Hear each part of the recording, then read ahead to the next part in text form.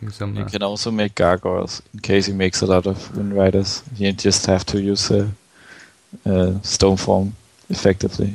okay. So I'm in SL Cup now. And what is your account? Trying my rock, the hardcore level account. I think if like both have the economy in FFA, Undead and Orc, I feel like the Orc just has an easier time getting the appropriate counter to whatever the Undead really throws at him. Yeah.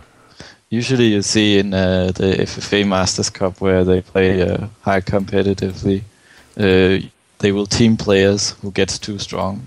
So that's the Achilles heel of orcs. If they get too strong, they get teamed. That's how it goes. So a lot of strategy into it when you don't play with just against one opponent. Alright, so stream seems to be working. Yeah. I'm also streaming here. It looks like.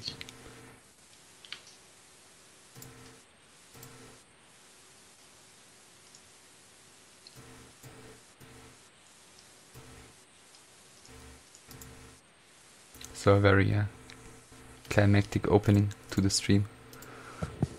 I'm just checking if the sound is alright on mine as well.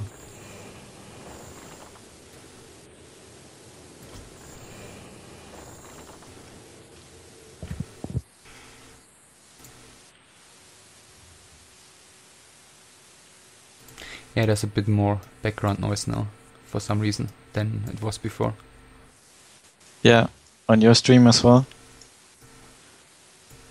Maybe I should turn up the sound. Yeah, there's a bit more background noise now, for some reason, than it was before. Yeah, on your stream as well?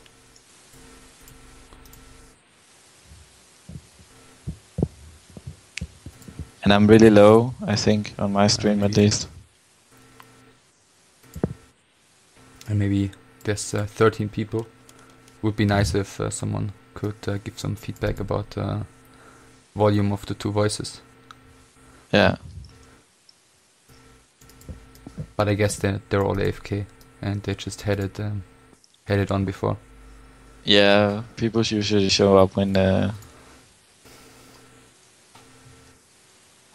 game goes.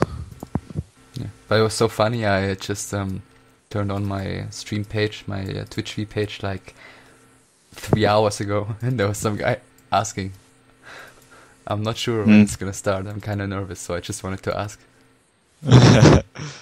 Yeah, I think Daniel mixed it up. He said it was going to be 2 p.m., but actually it starts in 5 minutes. Should probably update the stream. Yeah, I was my end. I was kind of confused because on Facebook the W3 Arena feed said tournament starts in 1 hour, and that was like at 1 a.m. 1 p.m. Sorry. Do you know which cup it is? Is it the 10th or? The 10th, yeah.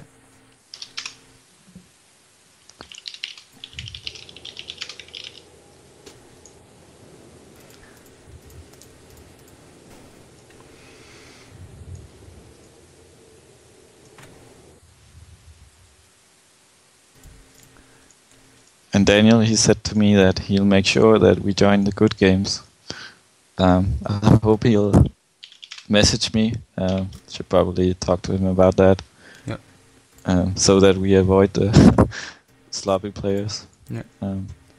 But that's great if he does that. Takes responsibility away from us. Yeah. We can always blame because Daniel. I don't know the players really. I've been following the solo scene, but mostly the best players. Obviously, it's more entertaining to watch. Yeah, it's since Sutek Cup is gone and all the successors kind of failed or stopped after a couple of weeks, it's really hard to keep track of the European scene, in my opinion. I mean, there's these Chinese tournaments like a couple times every year where Infi or TH just beat up all the other players. Yeah. But it's really hard for me to just really know about who's active and who's on top right now, except for the obvious ones like Hawk. Yeah. It's not like Europe and Russia don't have good players. They're just not on the same level, in my opinion. Like Infi and TH000. It's just been dominating. Yeah, I think even TH the last couple of months has been quite overrated. I feel like if Infi is nearly at the top of his game, he's just gonna win against everyone. Yeah. Yeah, Infi looks really great right now.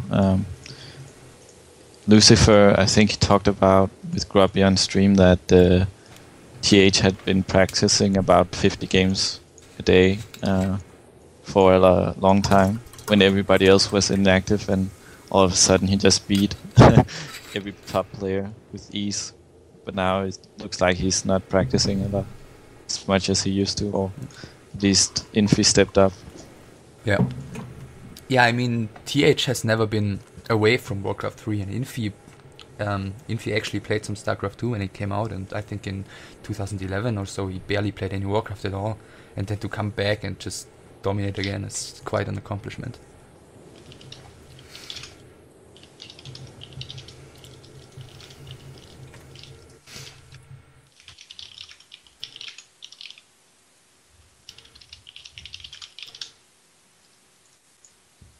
Alright, so I have the bracket prepared here. Just for the people to see later on.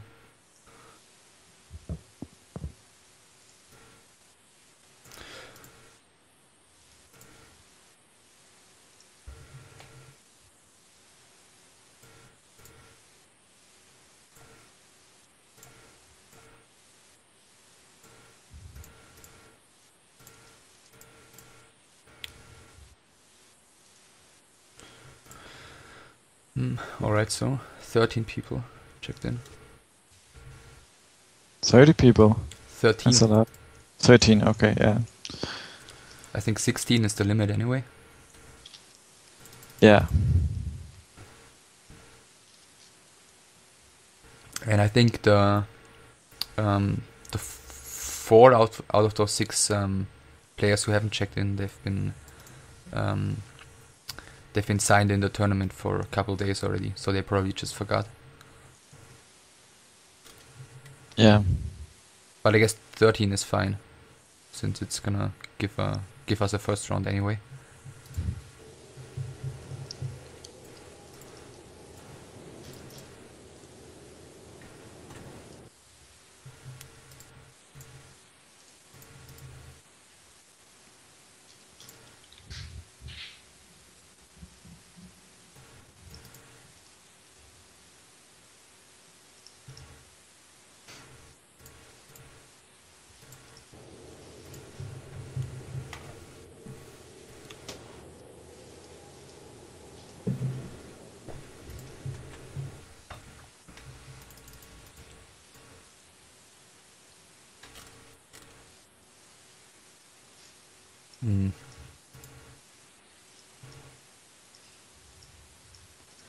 It's actually surprising. When I joined again the solo, I played a couple of solo games a couple of days ago.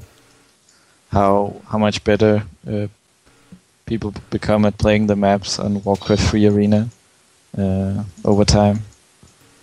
Like I feel like I had to really play my best to win people who had like 50 to 60% on Warcraft 3 Arena and were in the top of the ladder rank wise.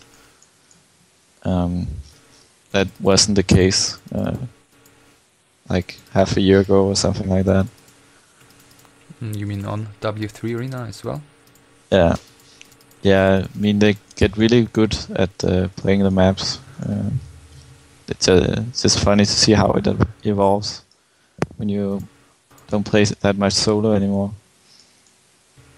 Yeah, I think the basics should come back to you rather quickly. But I feel like when talking about the maps, like on those new maps, by now I've played them a couple of times. I think many people have them thumbed down, like Green Kennel or what's the other one called, Crystal Kingdom, which actually isn't that new anymore by now. It's Also, Yeah. I think like 2 years old or so by now, but I still have not really any idea what to do on those.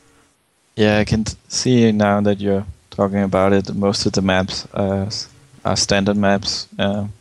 Green Canal I played a couple of times, as well as Crystal Kingdom. I don't really like Crystal Kingdom, but that's the only map I think in the map pool that I dislike.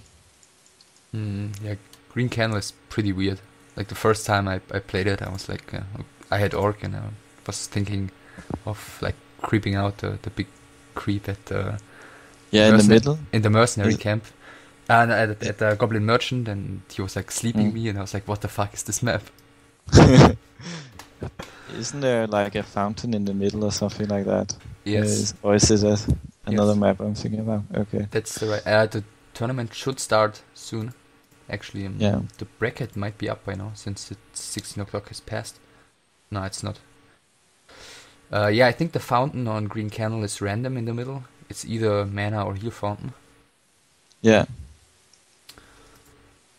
And it's really easy to creep. Yeah, I think there are like tons of small creeps around it. Yeah.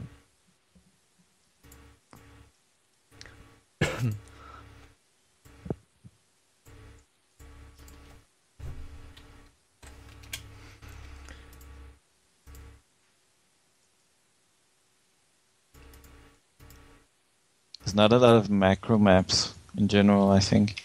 If you know what I mean, maps that will usually take like more than 30 minutes to complete. You have Melting Valley and maps like, I don't know, Nomad Isles, but other than that, there's no Lost Temple anymore, stuff like that. I think if you stretch it out too much, it's just too easy for humans to abuse. Yeah. I feel like The bigger the map gets, the better it is for human usually. Even that trend to really limit the expansions like Amazonia, Ancient Isles, where there's only one expansion, I think that's going a little bit too far. Yeah. Personally, I enjoy it more when it's like Secret Valley or Last Refuge, where there's at least 2 expansions for each player. Yeah. I agree. The thing with Amazonia is that I think the expansions have like 20,000 gold or something. There's a really lot of sick gold there. So, yeah. I remember watching a lot of TH replays there against Undead, where it would just, take forever for them to kill each other when they were sitting on one expand. Yeah, but made for a couple of pretty good games. I remember one against the German Undead Passion, when he had like Archmage, Panda, Paladin, and he was just running around with like 20 supply stuff for half an hour. Yeah? Yeah, it's maybe like a year Against old an or so. Undead? Or? Yeah, against an Undead. Okay. I can see why you would use the Panda though.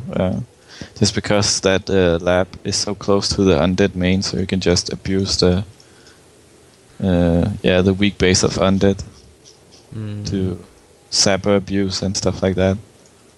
Yeah, I use that all the time. I don't remember it in detail.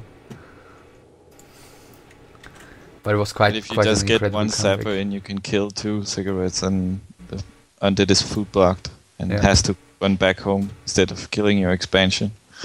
Yeah, but the level 3 MK isn't that bad for that either. No. I think Mr. Shasavak, I don't know how you pronounce that, is Atheist P, if I'm not wrong. He's ranked 15. Yeah. Ah, okay. I want to see games with him. Last time they were pretty good. Seems like a really cocky guy, though. Yeah. I mean, it's been a while since I played against him, but he feels really, really comfortable about himself. I played versus him on Tyrannus Stand and in Human Mirror, and he went for Mountain King first. Yeah, I'm not used to that style. That was really annoying to play against, but well played by him. What's your race? Undead. Human. Okay. Oh yeah, you just said Human Mirror. Yeah. What a brain lag.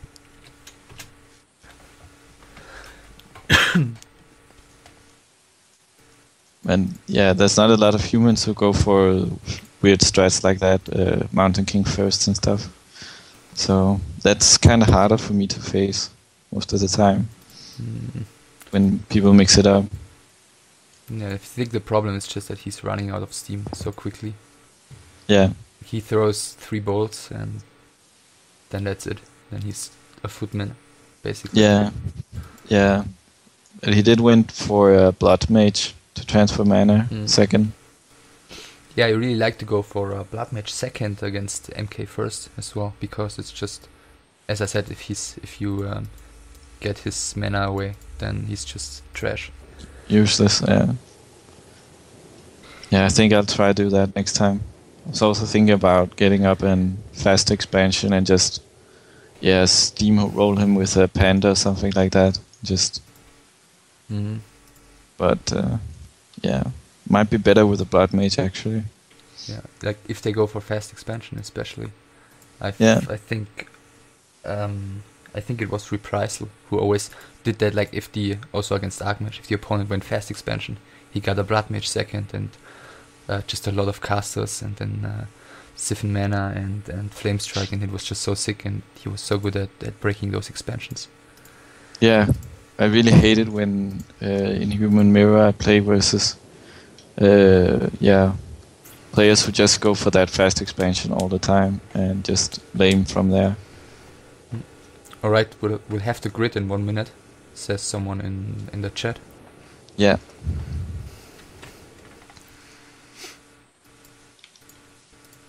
And the game should start soon. So I have that prepared for the stream for the new for the new viewers who just joined. Here is the bracket going to be later on.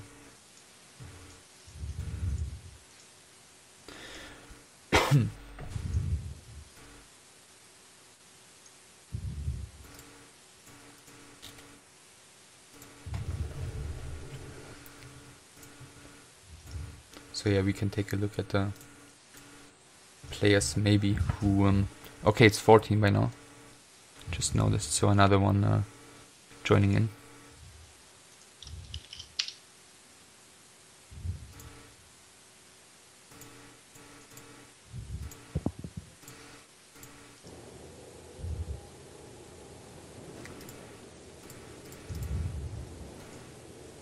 So just hold on here for a second.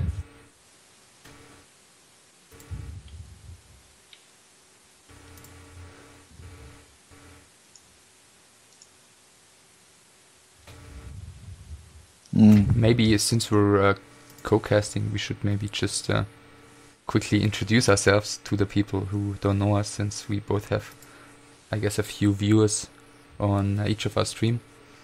Yeah. Because obviously no one knew that we were gonna do a dual cast, because even we didn't know it until like 20 minutes ago. Yeah. I'm zTsoso, and I play from. You usually see me play from the FFA Masters Twitch account, and I've been playing solo for a long time, but now I'm semi-retired. I play occasionally, still solo, but and I did pretty well at that time. I was 70% on Warcraft 3 Arena with Human, and right now I'm playing in the FFA Masters League, where I am, playing a competitive tournament for fun against other players who like to play FFA, and you usually see me streaming on FFA Masters League on Twitch. You can subscribe there, and I'm curious how often I'm going to mispronounced that name. zTsoso. You can just call me Soso. It's alright. Okay, yeah, that makes it easier.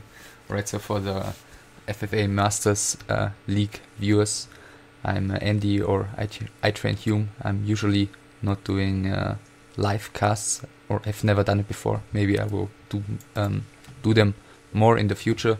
So far I've done a couple of casts on YouTube. You can find me there under youtube.com/user/ITrainHum. And I'm not as good of a player as Soso, apparently, since I'm about 50% on W3 Arena, and I've recently, like half a year, started playing more Warcraft 3 again. And yeah, the two of us are going to cast the Warcraft 3 1-on-1 Weekly Cup number 10 by the ESL for you today. And we're hoping it's gonna be epic. And the tournament tree is has been released, so I'm gonna show that to you guys right now. So first round matches, IC Clown against Philly, Voker against, my god, these guys should get normal nicknames. Giliasaurus, Quad DMG against Mixtape, Seth against Bonson.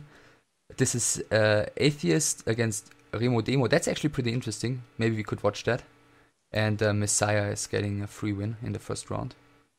Seth versus Bunsen. Do you know those guys? No, I meant Atheist against Remo Demo. Yeah, definitely. I think we should upset one.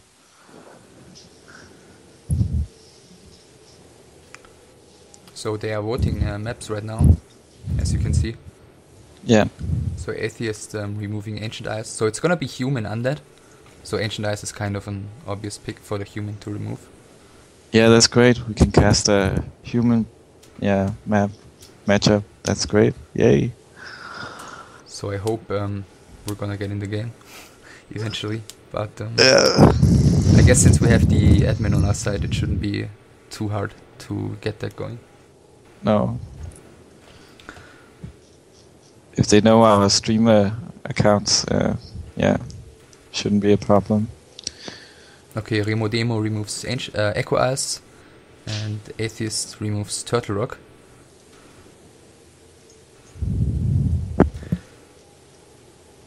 Okay. I guess Last Refuge maybe? Okay, no.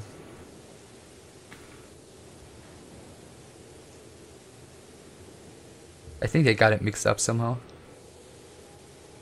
No one removed Last Refuge, and somehow it's out of the map pool.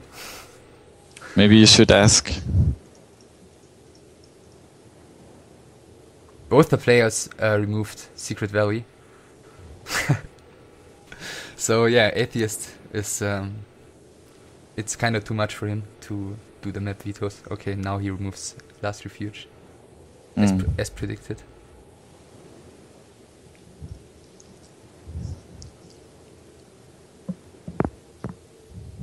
So I've been watching the guy who streams on back to back. I didn't know who it was, but he's playing really good Undead.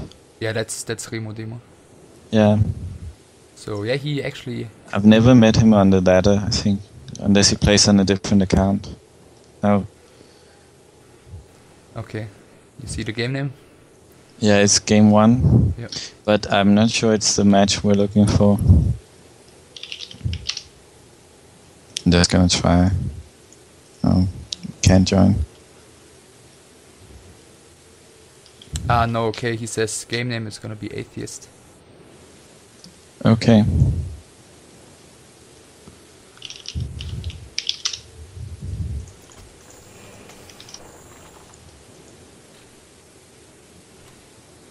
No, oops.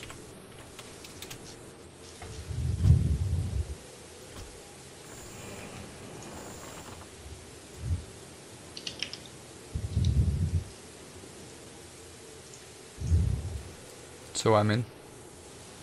It's called Atheist? Yes. Okay. Not ACSP or something like that. No, just Atheist.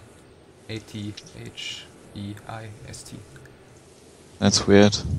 Can't join.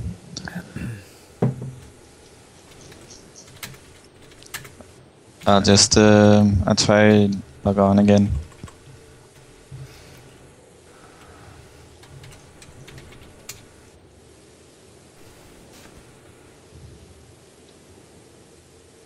Maybe it was because I started gproxy.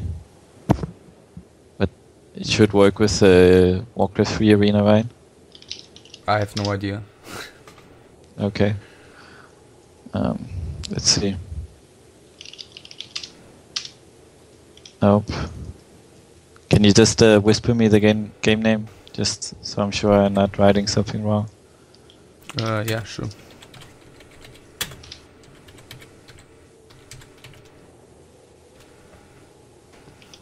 Yeah.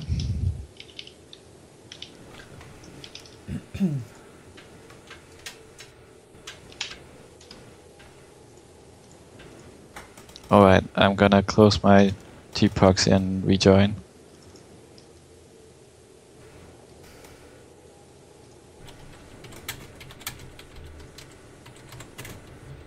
Oh, they started. Oh, that really sucks. Yeah.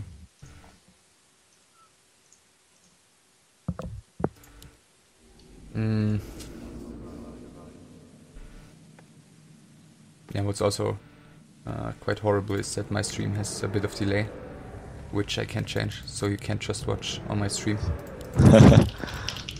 That's unfortunate.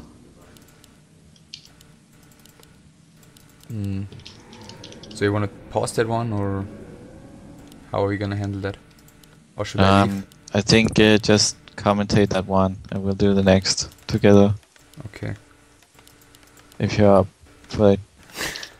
Yeah, I think I'll be able to handle it. Okay, so on the top right spawn position in pink, you should know him from Back to Warcraft, is Remo Demo.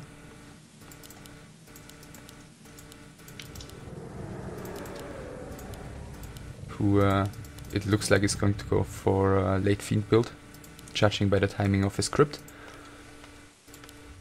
And Atheist on the bottom left spawn position is going for the Archmage first.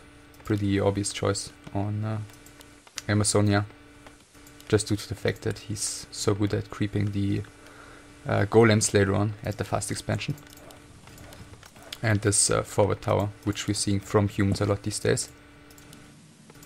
Yeah, there's the graveyard, so that was pretty obvious that that was gonna be the next building, because if Remo Demo would have gone for ghouls, the crypt would have been built earlier and not with the 5th acolyte like he did.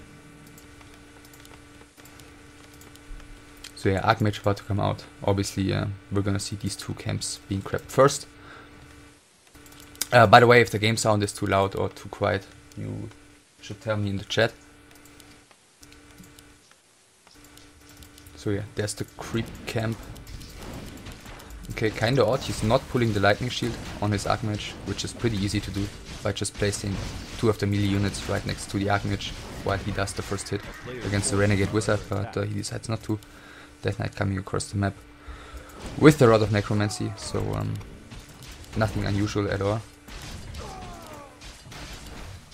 And as we can see, Atheist is not that quick at creeping that camp. Like, he should be a lot further along.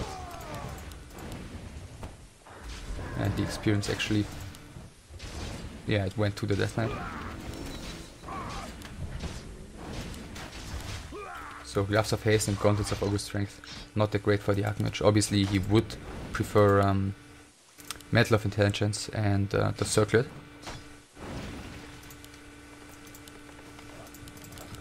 So yeah, 4th farm coming, completely standard early game build, so he's gonna get that fast expansion soon. Tech started with 1 Ziggurat, also the most common build to do for Remo. Just see. Yeah, he did research backpack.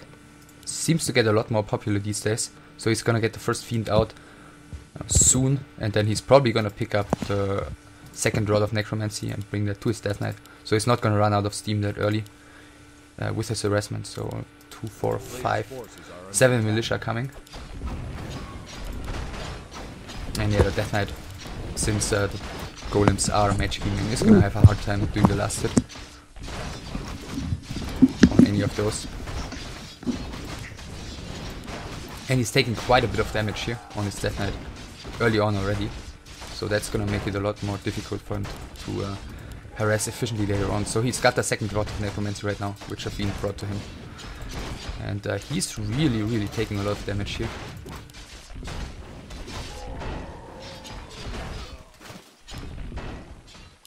Oh wow. So he gets a level 2 thanks to another killed footman, but he's not going to be able to do anything about this rock golem being killed by Atheist.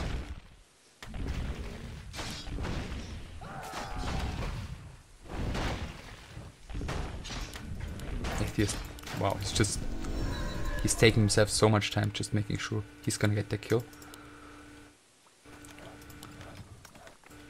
And he's immediately heading towards the undead base, as it seems. I mean, the death knight is really low, so it's kind of obvious that there's not going to be any harassment right away. But he did at least get level 2. So he doesn't need to rely on a lot of creeping right now. Because if the harassment in the beginning starts out quite horrible, usually undeads need to sit back and get the level 2 first. So tier 2 about to finish. I'm assuming Lich and one slaughterhouse. Okay, instant tier 3 for him. So no crazy wagon push or anything like that on tier 2.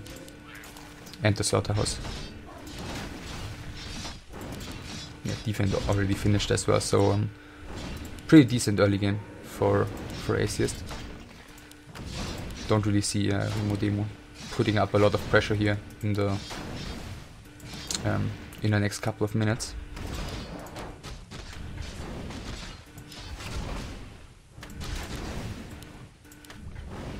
Just check that expansion is also running already. One tower about to be finished. So yeah, once the Lich comes out, he should be able to force the human away from his base. At least he's also gonna get that slaughterhouse done without any interference. And the Scroll of the Beast, of course, is like probably the worst item he could have gotten at his natural expansion.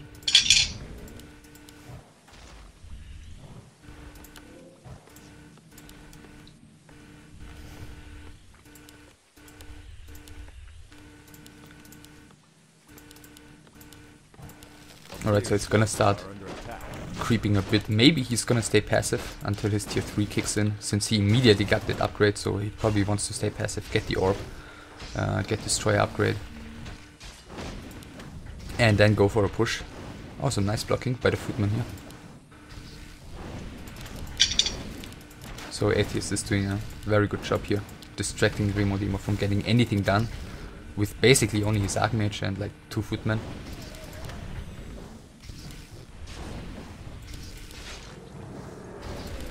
Yeah, now he's gonna have to fall back a little bit. Water elemental is rather low. He's probably not gonna give the experience away for free. Let's see who's gonna get that one. He's even using Nova to get the last hit here.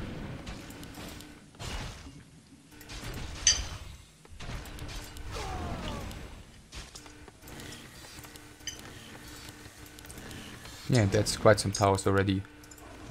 Tech-wise, okay, he hasn't started. He's got a lot of resources though, so seems like his attention is slipping a bit here. Now he's teching at like 400 lumber and 700 gold. So I was expecting him to be a lot further along in his tech, especially given the fact that his early game went so smoothly.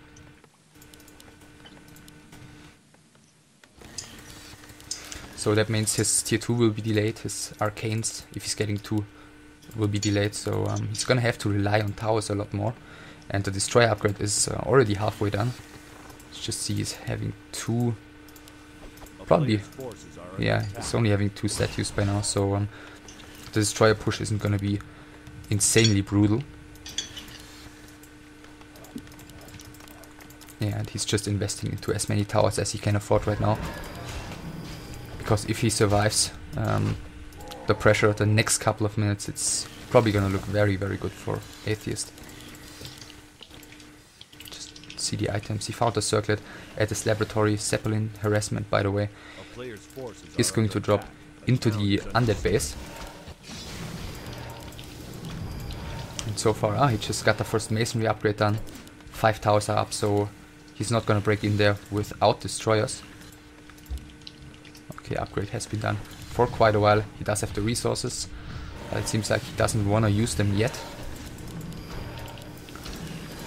Oh, some miss micro by Atheist, so he definitely could have at least tried repairing that one. With all the peasants he's got around there. And the harassment is now gonna start. I mean, he's got defend, he's got a lot of footmen here, the level 3 archmage. And at the same time destroyer push, so that's the moment of truth for Remo Demo. If he doesn't do damage right now, it's gonna become really hard for him. But Atheist is also really, really slow at starting to repair his towers here. So 2 of them already gone. In the meantime, all the acolytes gone. It seems like a Zapper was used here, but not very effectively, only killing 1 ziggurat instead of 2 and doing a bit of damage on the graveyard. And the destroyer push will do a lot of damage here, but at the same time, Remo Demo is getting completely crushed in his main base. He's got no acolytes left, he's supply blocked. He cannot... Okay, he's got 3 acolytes left actually. And now TPs will probably be exchanged. Or is he gonna stay in here? Yeah, maybe he's gonna wanna kill the Haunted Goldmine first before TPing, but that's gonna cost him somewhat around all his footmen. If he's even gonna get it. Wow, he's... Okay, yeah, that was too greedy there in the end. I was expecting him to just trade these TPs immediately. And right now, even though he's done such a lot of damage, his expansion is obviously completely exposed, so there's nothing he can do to defend that right now. So he got a little bit too greedy in the end. Still only 3 acolytes here mining for Remo Demo. But that's not gonna change the fact that his army is way superior to anything Atheist has. The town is under siege.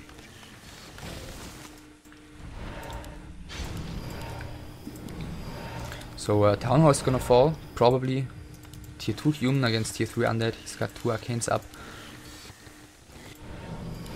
A player's forces are under So things are not looking too bad for Remo actually.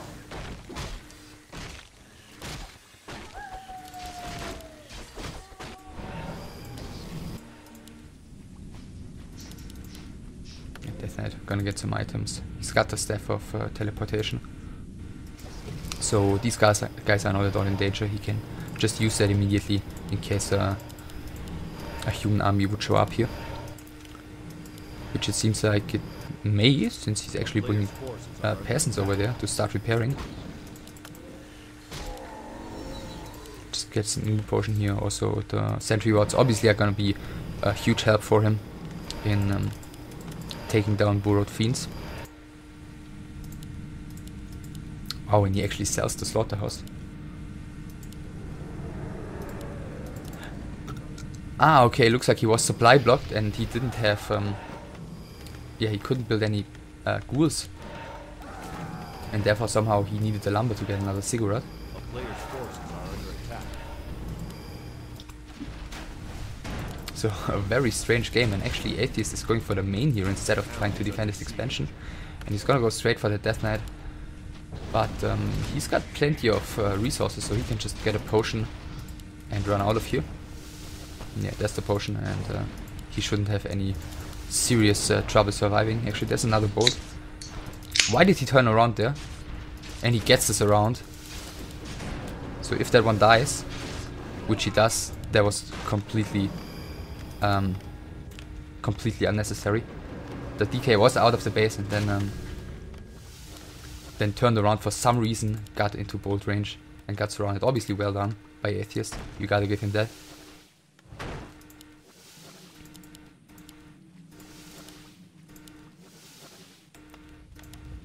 Wow, a very strange game to start off here.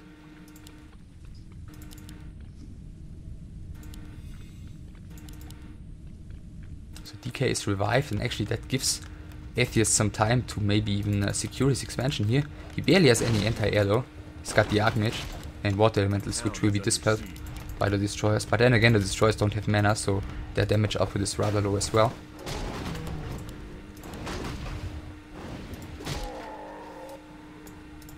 Zeppelin is still alive here.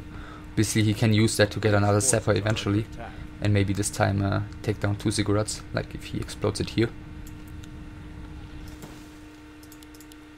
Or a Ziggurat and finish the graveyard if he wants to.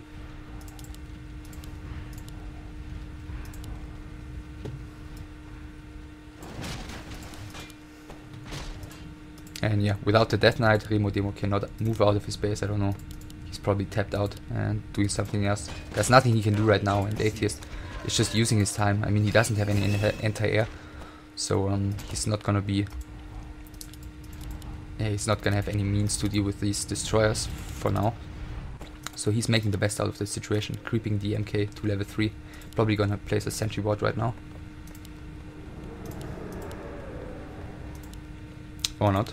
Okay, he's coming with his entire army. Death Knight is about to come out again, and if he gets another kill on that one, well, timing wise perfect. And he's gonna have to try and use the staff immediately. And he doesn't, and Death Knight is gonna fall, and even the next Fiend is gonna fall. So even though he's got attack advantage here, this is obviously looking really, really bad for Remo Demo. Slaughterhouse will be cancelled as well. Destroyers are moving back, so that gives Atheist some time to secure his expansion. Water Elementals should be dispelled. Actually only one, and the Lich is maybe the next target.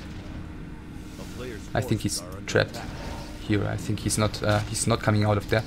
But Atheist is not even going after that one, so now finally the sentry wards are used. And immediately securing 1 kill on one of the Fiends. Yeah, for some reason he seems to be a bit scared of these 2 Destroyers and the Lich. Or maybe he just wants to bait him out. Yeah, now he's turning around. But that was a little bit too obvious. But yeah, expansion's gonna be secured. He's got those low HP breakers saved. A player's forces are under attack. Town is under siege.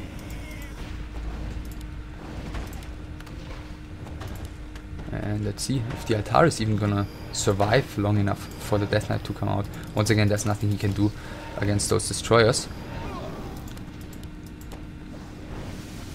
Yeah, I'm pretty confident for the Death Knight. But then again, if the Lich is getting too aggressive, he might just be the next target of that MK. And the breakers. But right now it seems like Remo Demo is finally going to be able to chase his opponent away here. Just due to the fact that he doesn't have any priests and he cannot heal without using his Arcane Vault and Scroll of Regeneration. And tier 3 tech in the meantime.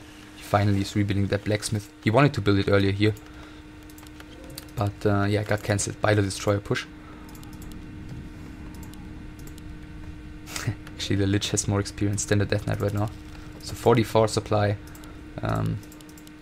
Not really a big army.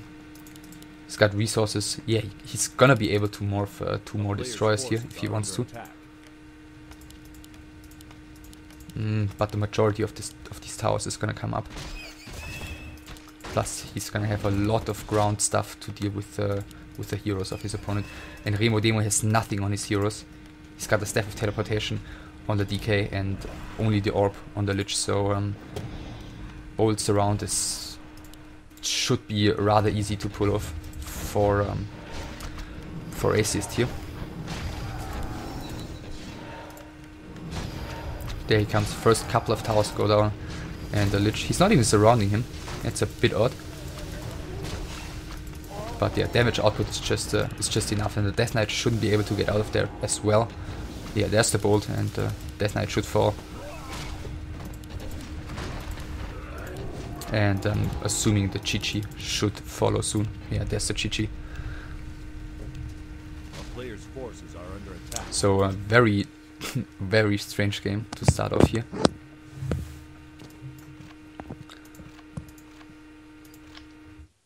Yeah, 4 hero kills. I feel like the beginning was very, very good for Atheist, and then he kind of gave it away. Remo did a lot of damage with his destroyer push against the human expansion. But yeah, by losing his Death Knight twice, rather easily to his opponent, he just gave him so much map control, so much time to build an army, to secure his expansion eventually. And of course, in the end, there wasn't really any chance of that push being successful.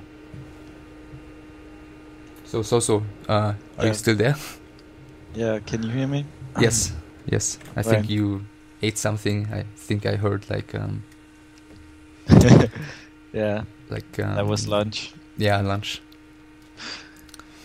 So I think it was a decent game though. I watched it on from your stream. I think Remo Demo did a couple of mistakes there, but Atheist did a nice job of harassing his main while Remo Demo was trying to cancel that expansion. That's usually how it went. It turns down on Amazonia and food capping the undead when he, even though he had destroyers and a far superior tech and also a stronger army, he wasn't able to capitalize after that. Something I didn't realize right away was that he actually lost all his ghouls and he didn't have any more lumber to produce another ziggurat, so that actually he took a lot more damage there than I first thought. Yeah, he was really crippled after that, and the fact that AFSP was allowed to creep after that to get the Mountain King to level 3 relatively fast, and having a breaker surround composition against an undead with fiends, it just was an easy game from there, I think. I feel like Remo Demo could have done some things better that game, but overall it was pretty okay. Okay, so one round 2 game is Philly against Giliasaurus, which is currently where the map voting has just finished. Actually, they're gonna play on Echo As, so maybe we just wanna go in there. Yeah, just tell me the game name. G5. I joined some game that's called G5. Okay, then we're in the same game. Yeah, that's nice. I don't know Philly. Philly is a German human player who used to be like in quite some years ago. I think he used to be at ESL Radio, which they did the shoutcasts, and later on he was at ESL TV doing the Warcraft 3 commentaries together with Take. Yeah. In like 2010, 9-10.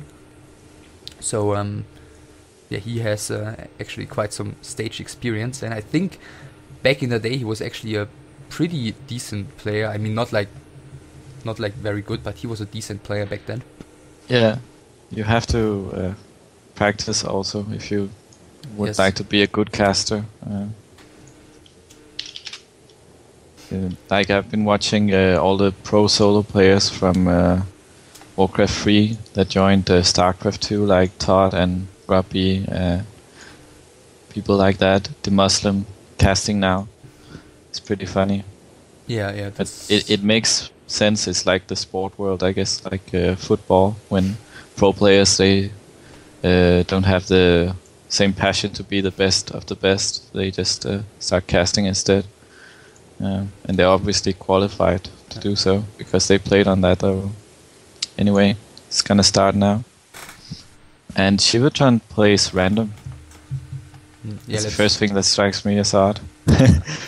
Let's just call him Shivotron. I think that's a little bit easier than his other weird nickname. Do you know how it's actually pronounced? His other nickname, or?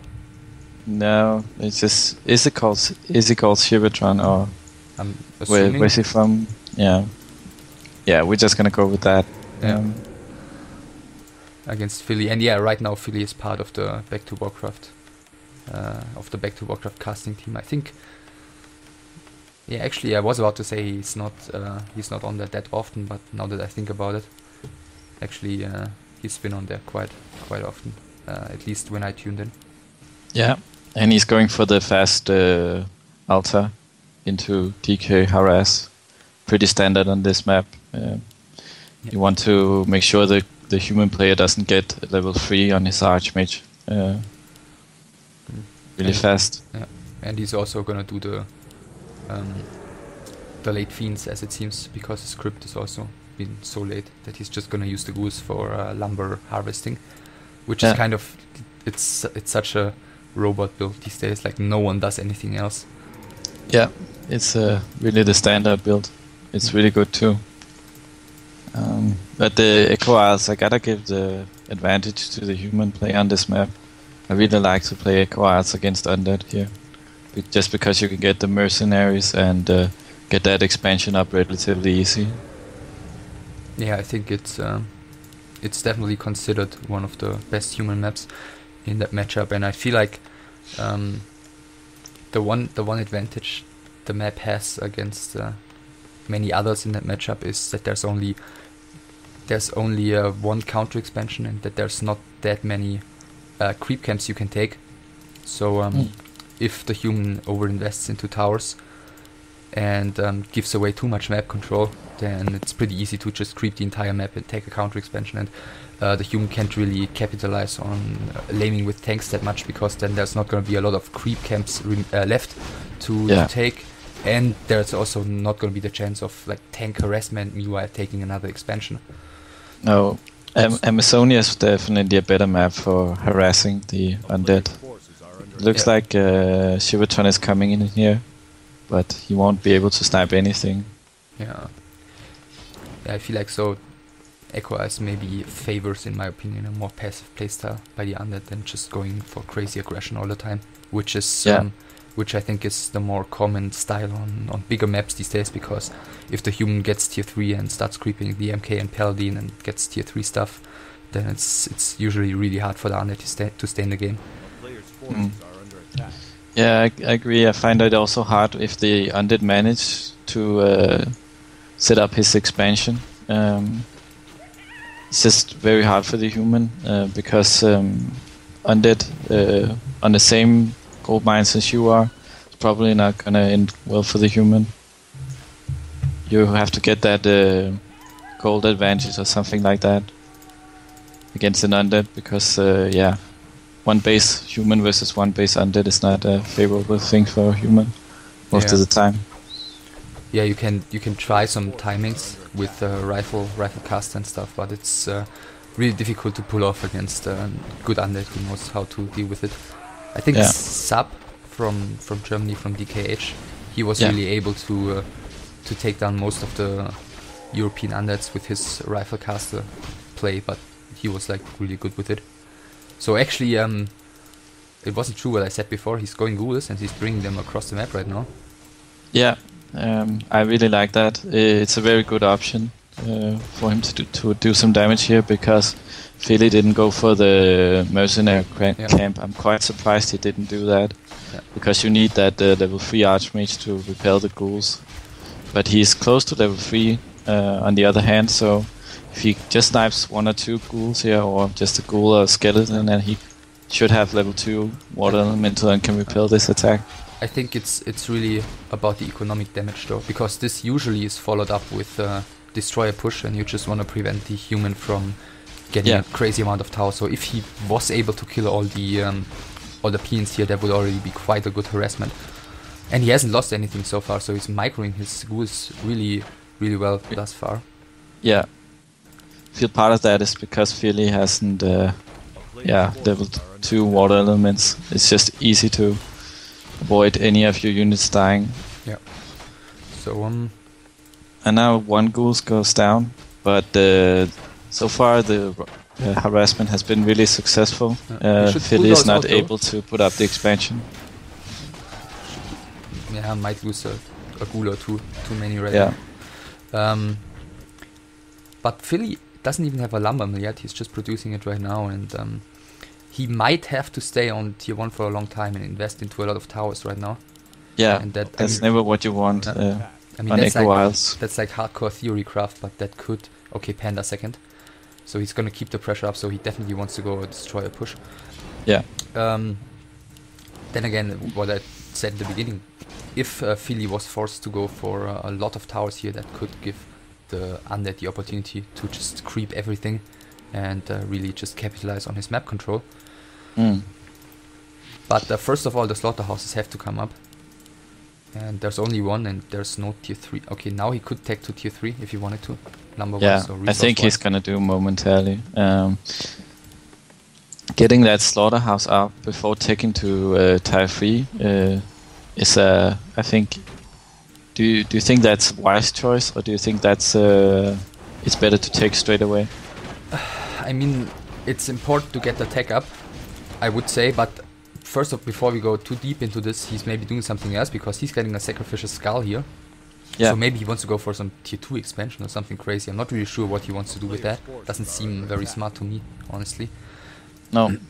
But yeah, I think the human is not going to allow him to do that, honestly. He's just harassing here and making sure that the undead isn't creeping and getting that panda to level 3. Yeah. And I'm liking Philly's position more and more. If Shivon doesn't harass him with these statues he's producing right now, he should be way ahead in economy relatively soon. Yeah. So even though he did some damage, I feel like now he's taking to tier 3. So I don't know why he... I mean, his Death Knight was low HP, but he was safe, and he bought a heal potion, and he bought the sacrificial skull when he could have tagged to tier 3 like 30 seconds earlier, and he would be so far along by now, and he could build a second slaughterhouse there on the top of his base where it's pretty safe against being cancelled. So I feel like he's given away a lot of potential for an upcoming destroyer push right here, especially since he's got that panda, which is like the to-go hero to just continue hurting the opponent's economy and preventing him from getting too much towers.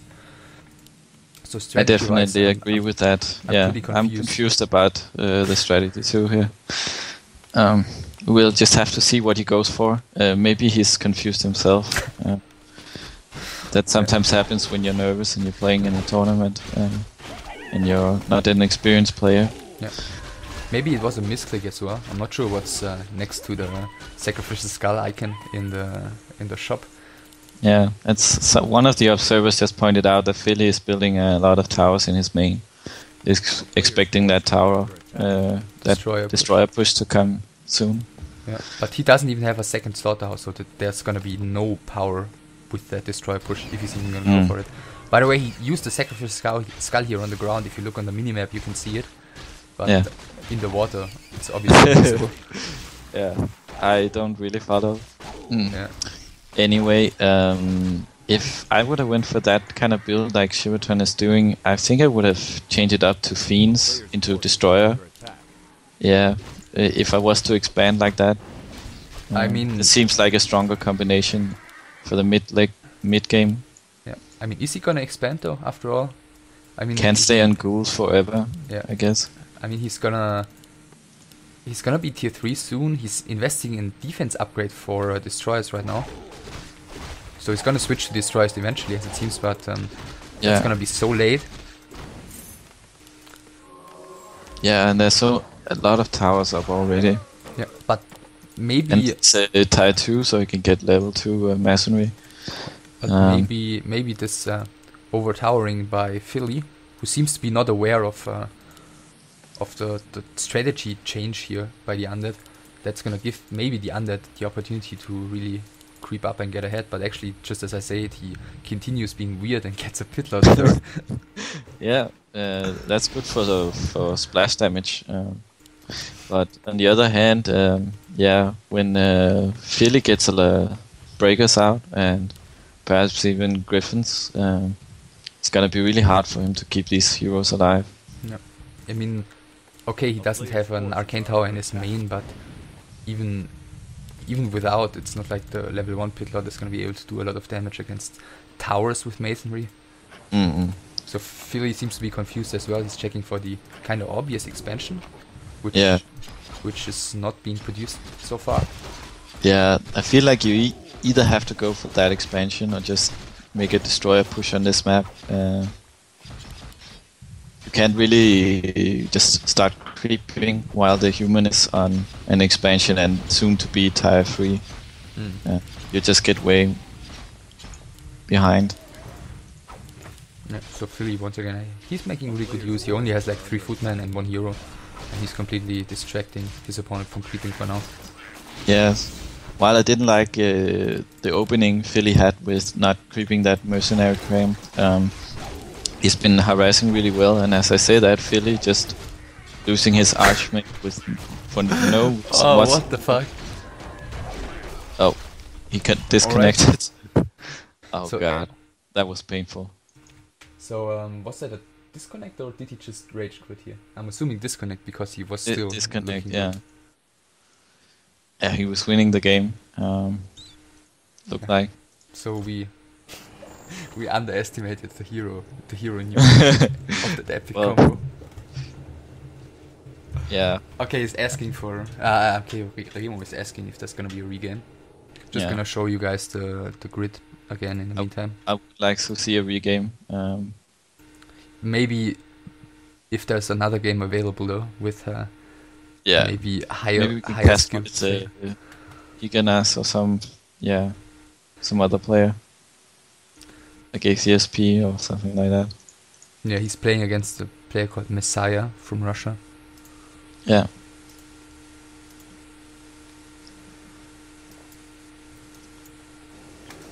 So, oops, right.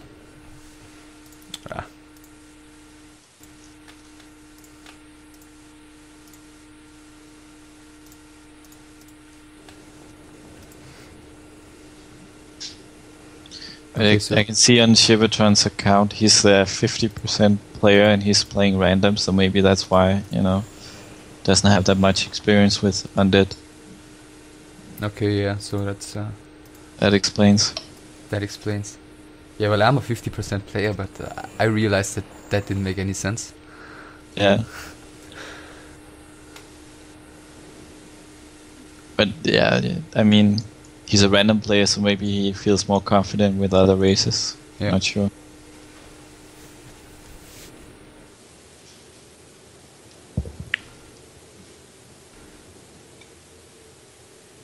So people ask who is the co-caster, so there are like 30 new people since we've done our epic introduction. Okay, I'm just gonna make a quick introduction then. I'm zTsoso. I'm a former solo player at Warcraft 3 Arena who managed to get around 70% win rate. And I've been playing solo for a really long time, but lately I'm playing in the FFA Masters League. You can follow me and the channel at FFA Masters League at Twitch. And I stream both solo and FFA. And I don't know if I should go back to all the history I've had. I used to play in Infernal Gamers, if you guys know that clan, and DKH. Infernal Gamers was a I want to join that clan G7? with Oh, okay, can't join. Yeah, didn't want to interrupt you. It's annoying. Can you please make them not start the game? Okay, I'm in. So, Infernal Gamers was a clan of some of the best Danish players, including Thomas G and Rosenkill and Chiara, if you know those guys. I used to practice with them in solo. That's like 08 or so, right? Yeah, that's true. It's a long time ago. Now I just play in the FFA Masters League and enjoying the the FFA style where you can get level 10 heroes and long games, and strategy-wise, it's really challenging. And it looks like we have a regame here with the exact same spawns. Did he pick under this time? Did you pay attention? Not sure. I'm not sure. And they're opening up with this exact same build.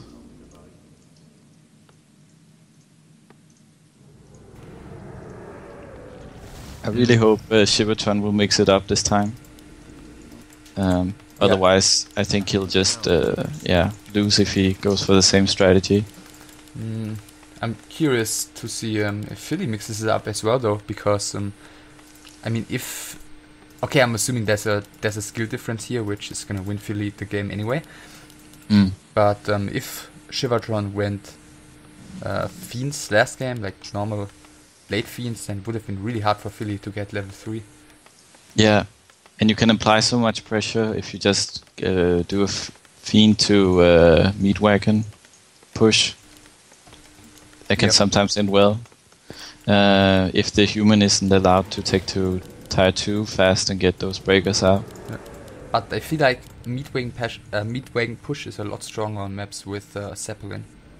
Yeah, I agree. This is probably not the best map to do it. It's just a good human map. So I think the best builds that an Undead can do is slow down the expansion and try to get the destroyers out as soon as possible. Yeah. But he's going for the second cigarette before Graveyard again, so ghouls. Yeah, I do like his cigarette placement better this game. He had 2 outside the main, in the front. That didn't really make sense to me. Usually you would just put 1 and a cold tower. I feel like I feel like he should, if he does it like that, maybe put the shop a little bit further to the right and the cigarette behind it, because if he gets caught off guard, that upfront tower, whatever it's gonna be, is gonna fall in like 3 seconds, and there's nothing he will be able to do about it.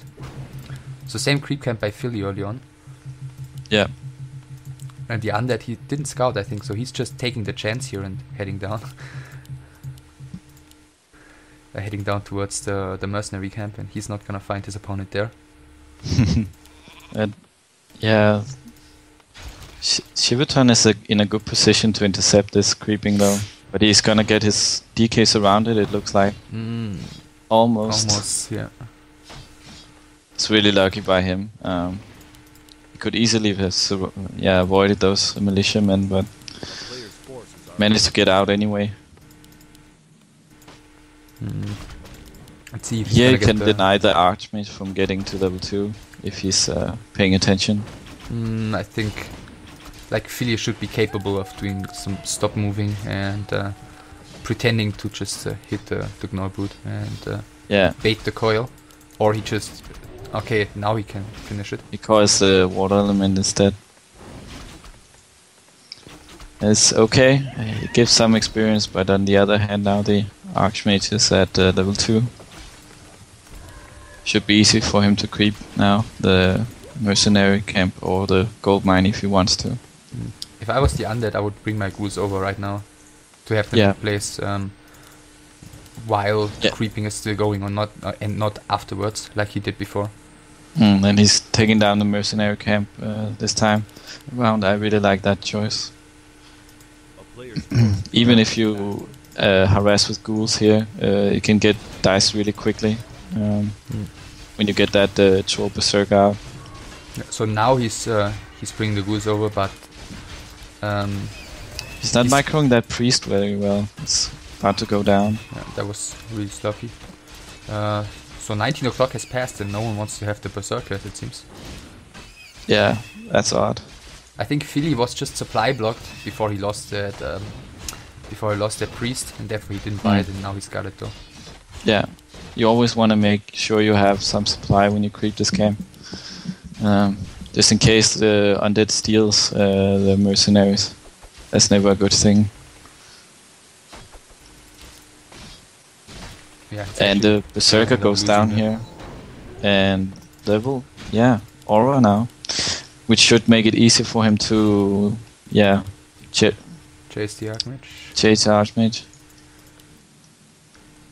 So I'm curious if he's paying attention to his tech and stuff, because his tech is gonna finish right now, and if he did he pull all ghouls? Okay, he has one ghoul left, and he's building another one, so he can go for Yeah, he should take straight away now. Yeah. He's not paying attention to his macro. so, Already at tier 2 now. He could get tier 3 almost when the expansion is up. yeah. So actually this time it's looking much better for him, and Philly is just kind of Yeah, playing a lot worse than last game. yeah, he is. I feel like that's because Shivon did a nice job of having that Death Knight around to harass. So Philly couldn't just creep up the way he did last game. He's bringing the panda again, and I feel like in this game he's gonna be much more useful. Yeah.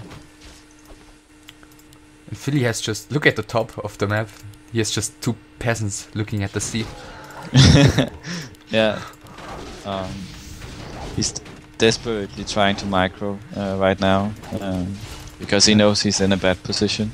I'm not sure, but this might be something worth thinking about. So since he disconnected last game, maybe he's having internet problems, because his micro in certain situations looked very strange to me. Mm. So I'm just assuming here, but could be the case. Yeah. To me, it looks more like Shivon is just playing way better than he did first game, and that Philly is just did a lot of mistakes. Might be because of lag, as you said. Not sure. And he again has his epic cigarette placement though. Just a little Now bit differently it placed. should be too late, I think, for Philly to make an expansion.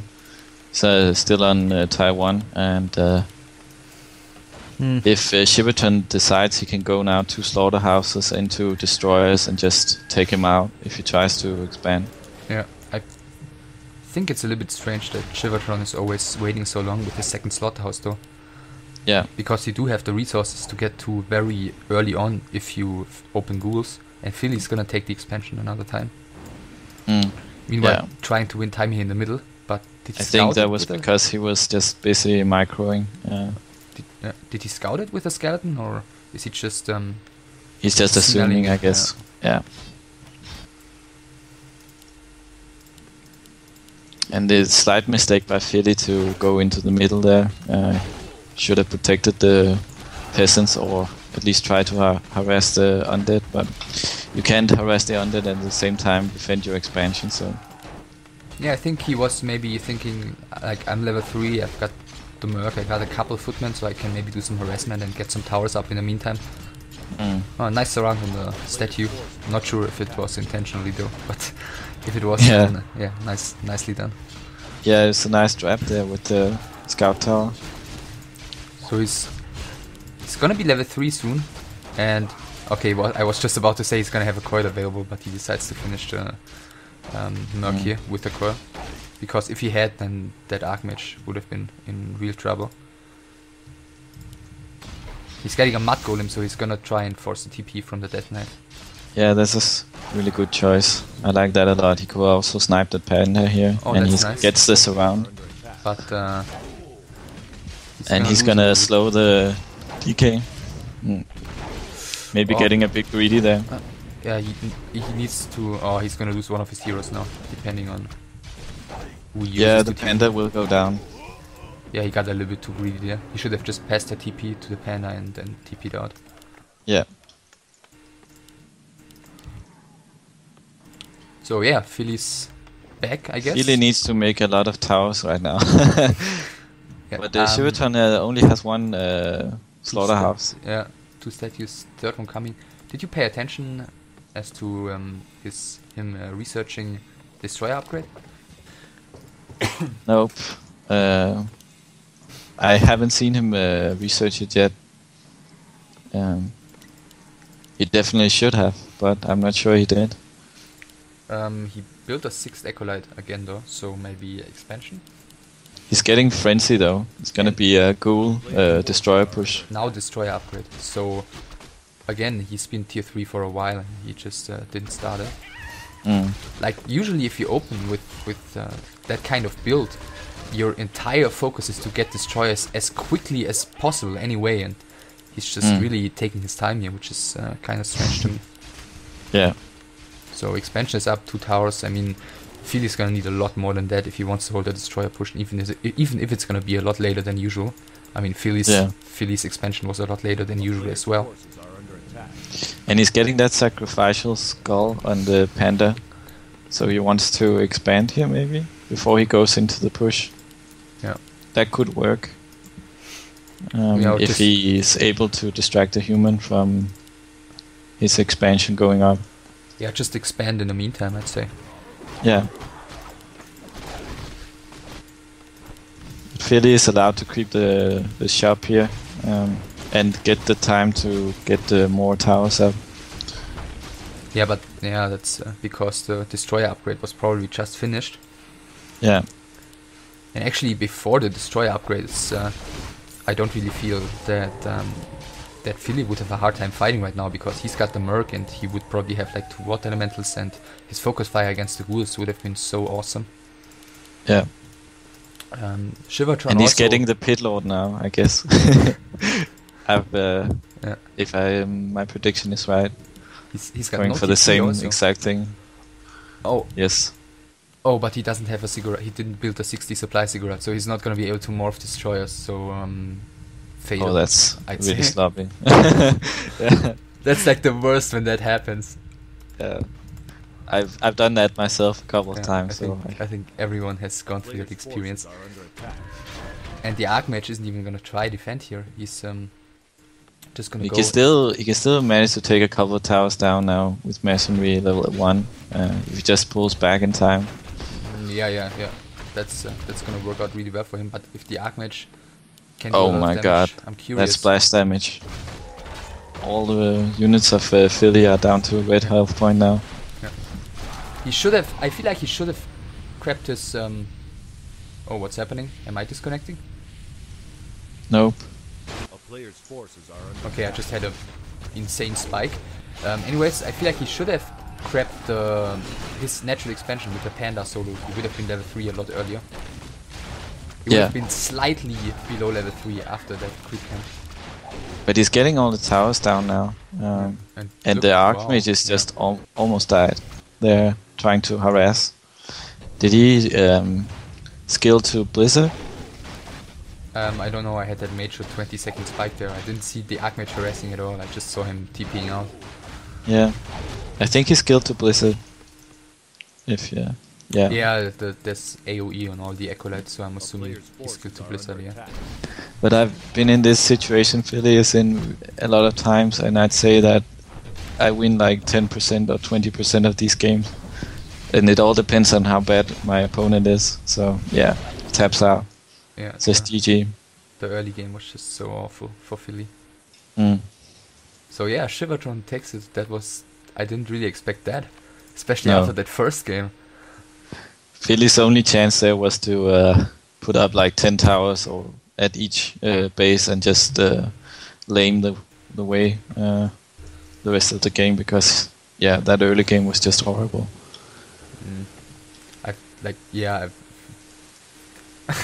Hard to find words for that, really. Mm. So Shivon is in the semifinals. Yeah. Yeah. I'm sure the other opponent is gonna be happy about that. Yeah. I did not expect him to advance over. What was the human player's nickname? Philly. Philly, yeah. Yeah, I mean, he used to be pretty decent, but I think he hasn't really played in a long time. Mm. Yeah, he had some good moments there. Also seemed like he had a better understanding of the matchup, but did a lot of mistakes, maybe because of lag in that game. Someone pointed out, obviously, he was lucky with the disconnect in the first game. Yeah, that's true. How many 4K players can I name? Zeus, Grubby, Um, Todd. Zeus, Grubby, Todd, Fury, Foff, Yeah. Creo, Lil C, Die Muslim, Tillerman. I'm not sure about the rest though. Yeah. I mean, there were a lot of players when 4K was founded. They had a pretty big roster. Crazy Yeah. Assassin. I don't even know who that is. That's like Yeah. Reign of Chaos times. Okay. Lorne and Kay, first 2-on-2 team of 4 Kings. Yeah. Yeah, that's all I can think of right now.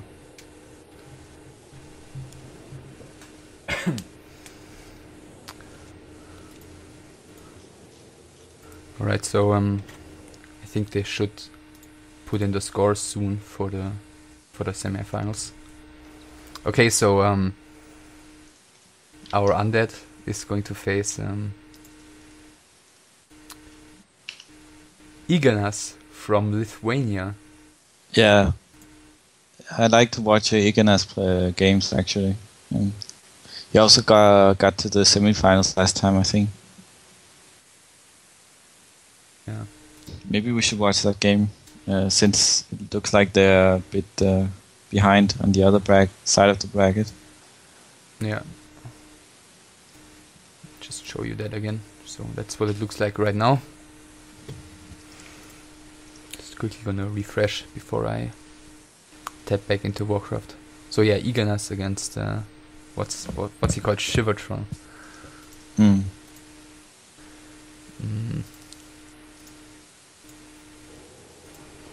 So I guess they should be vetoing the maps soon.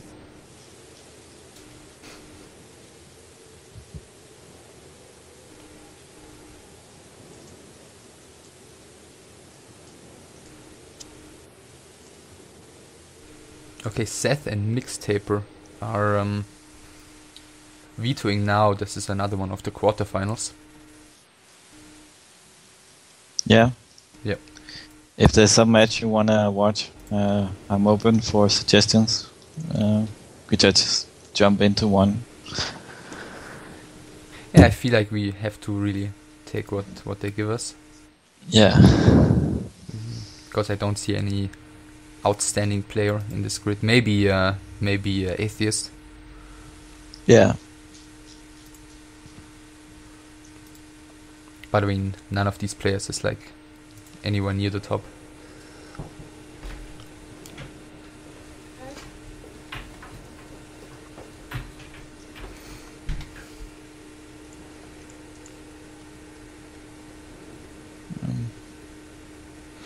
So yeah, still vetoing. Yeah, so who are vetoing at the moment? I think we should just jump into the next game. Yes, watch. Seth and Mixtape. So, of course, if we knew the races, we could do some predictions of what they are going to veto, but we don't know. So, at least I don't know. Or do you? Oh, I don't know either.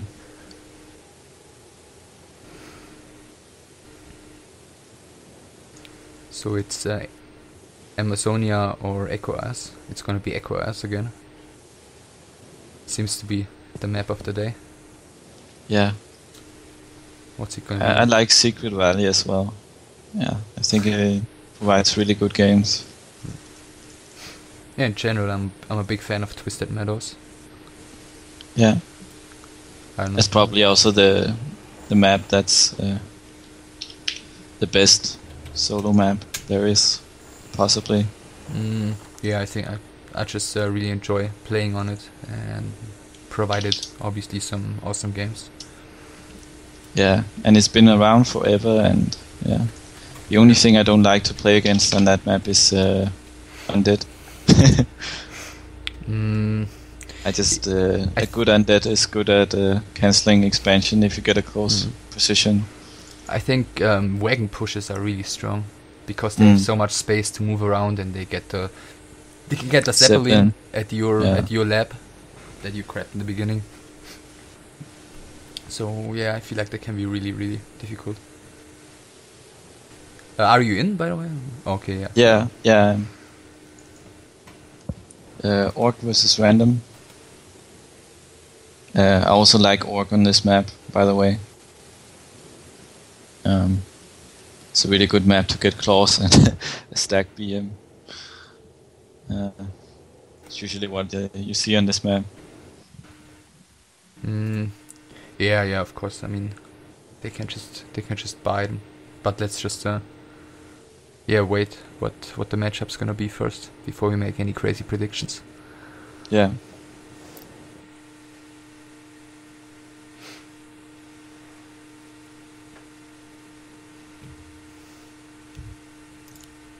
Undead, okay. Yeah. Yeah. So since we don't know anything about the players, it's pretty hard to predict what's gonna happen. So Fiend build, regular Fiend build. Maybe Lich Tower Rush, that would be nice.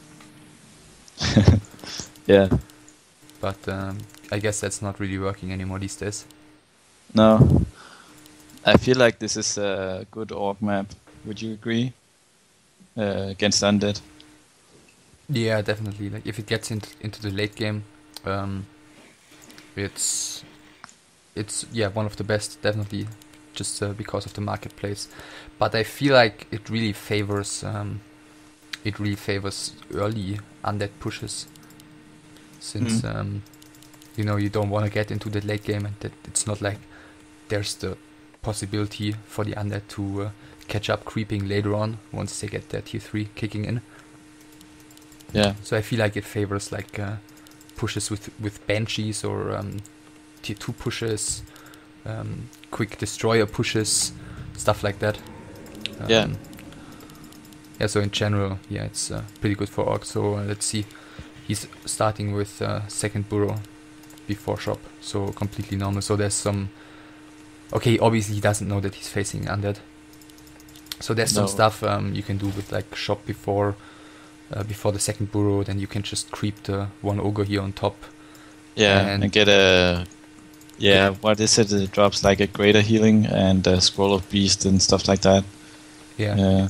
Maybe even mana items. Yeah, but he's just gonna go for standard opening, as it seems. Yeah. Shop a little bit further to the bottom, so what I would interpret into this is that he's just gonna do the first green camp on the top and then just the other one on the bottom, like finish one creep with the Blade Master, then get items and then get to the shop, which he's gonna reach at exactly 19 o'clock. If he's doing that, I mean, that's just that's just one possibility.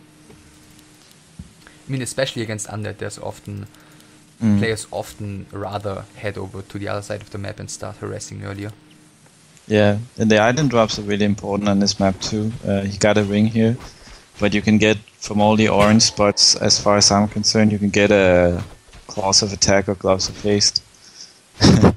So, if you get 4 rings, it's obviously not good for you on your VM.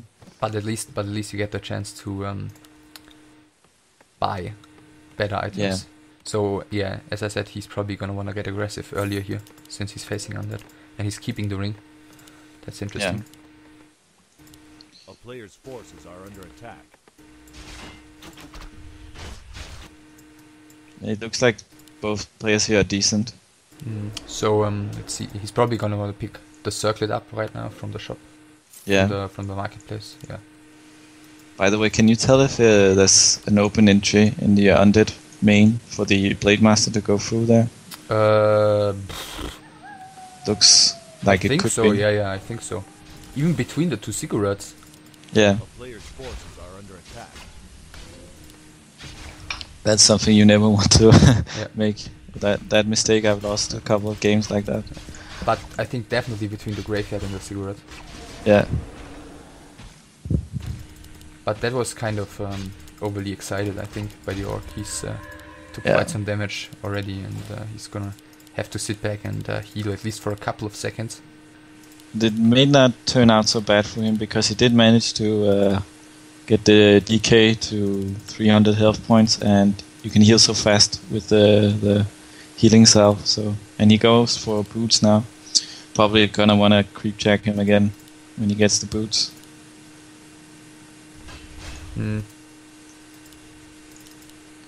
If the undead decides to creep, that is.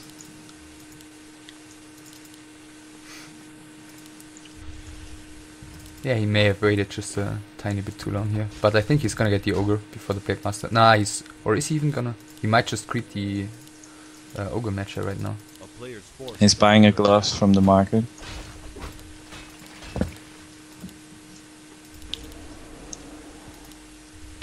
Yeah, he's doing a pretty good job so far. I think he's just gonna continue chop down this Death Knight. Yeah. Yeah. And that's actually really hard to deal with. Yeah. You can't buy healing potions.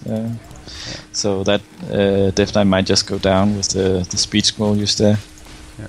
Oh, actually, it's even open on the side as well. But on the other hand, the Blade Master will go down now because he doesn't have mana. So there's no way of escaping there. Quite a turn of events. Yeah, it was kind of stupid to use the Windwalk to Yeah. kill the Death Knight there. Yeah. Otherwise, he's been playing pretty flawlessly, I think. Mixtaper. So far. Yeah, pretty flawlessly, except that one where he lost his hero. Yeah, well. Yeah, but I mean, at least the Undead didn't get any experience from that, so he's looking good in that aspect. He's not reproducing it thus far, so Tavern rebuy, which is fair enough because he's got salves. Yeah, but on the other hand, it's like 400 gold or something like that. Yeah. So you better use it well now because the Death Knight is already out. I'm not sure that was worth it. Yeah, the experience for a level 1 hero. Oh wow, he's like doing some badass micro with this Blade Master against the creeps. Yeah. Okay, he is tier 2. Now he doesn't have the resources to get his tier 2 buildings as well as the second hero. A player's forces are under attack. So yeah, that may have cost him more in the end than it was benefiting him. Yeah, I think so. Lich second, no slaughterhouse yet, so a little bit sloppy again. So maybe he wants to go tier 3 first, which would be now. Yeah. Yeah, I think he would want to get that all as fast as possible. Yeah, he's going tier 3. A player's forces are under attack. Okay, he has one charge of dust left, but the Blade Master doesn't even bother. He's just going for the DK again. And Sick yeah, hero, that Blade Master. But Just the single-handed taking him on. yeah, but the next coil. Yeah. So I feel like he could have just gone for the creep there. Claws of attack +9. Did he get that? Oh, really nice items for the Lich. A player's Yeah, forces yeah. are under attack. So very, very Blade Master and item abusive gameplay here so far from the Orc player. Yeah, but he hasn't been very lucky about the items so far. From the green camp at least. I think You can still get the claws +9 at the mercenary shot. Yeah, I think he only grabbed one camp so far, and that was the Ring of Protection +2. Yeah. So yeah, he just he invested so much resources early on. He bought the circlet, which is standard of course, usually at the Goblin Merchant. And he the did, gloves. yeah, of course he also bought the circlet and he also bought the gloves and he haven't revived his hero, so that's like 700 gold almost wasted. Yeah. There would be Claws of Attack +6 available in the marketplace, but I think he can't really afford throwing more money into items right now. Yeah. Usually when you buy those kind of items, you want to kill at least a few fiends or the Death Knight at higher level than level 1 to make that pay off. I mean, level 1 is just fine, but of course you shouldn't lose your own hero in return. And he needs to get back with his Shadow Hunter that doesn't have a scroll of speed. Just check the items be dangerous on for his him. heroes. Yeah, if he's trying to fight now, he might be screwed. I mean, there's only one coil available, which he's kind of thrown away right now. Oh, he doesn't have a speed scroll, so that's could get a bit tricky. Yeah, it could. I mean, if the Death Knight had mana, I would say awesome position for the Undead, but he might just get his... oh, that's nice. He might just get his Fiend sniped one by one right now, since he doesn't have mana. Yeah, but he does have a frost shield, and his lich has plus 21 damage with the gloves of haste. So, But he's falling back, and the orc is Yeah. gonna add orb of lightning soon. I'm Crypto liking third also. the Undead's position right now, I'd say. Though the Orc is a bit ahead in hero levels. I think it's really gonna come down to the fight. I mean, he's Yeah. having one statue out only so far. He should start producing the second one probably soon, or he maybe wants to save the gold for. Okay, no, he gets a destroyer upgrade actually. Was about to say he might want to save the gold for items because once the Cryptlord comes out, he's probably gonna pick up the orb and maybe a potion or so. Is the Cryptlord a standard hero on this map? Lately I've been seeing that Undead goes for Pit Lord as a third hero. What do you think about that? I think he's in general no standard third hero on any map, but I think he's a viable option against Orc. It's hard to kill him, and he can impale and stuff like that. Yeah, But I'd say that Howl of Terror is probably something I like better. yeah, I prefer it as well. Like usually, since there's no Spirit Walkers right now, I wouldn't like a Dark Ranger so much, which is also an option. Yeah. And out of these two, yeah, I also prefer the Pit Lord for the Howl of Terror because it just reduces the damage so much compared to the Impale, which is kind of nice to help nuking. But yeah, I feel like the Pit Lord can just make a bigger difference. The Blade Master once again is getting extremely aggressive, and he might just pay for that right now. Yeah, he may. Oh, it's so close to going down. It goes down, doesn't it? Maybe he can. Oh, okay. Oh, Yeah. he pops that healing Player's potion. forces That was a heal Just in the scroll, last actually. moment. So that was like the worst use of a heal scroll you can imagine, just for one unit.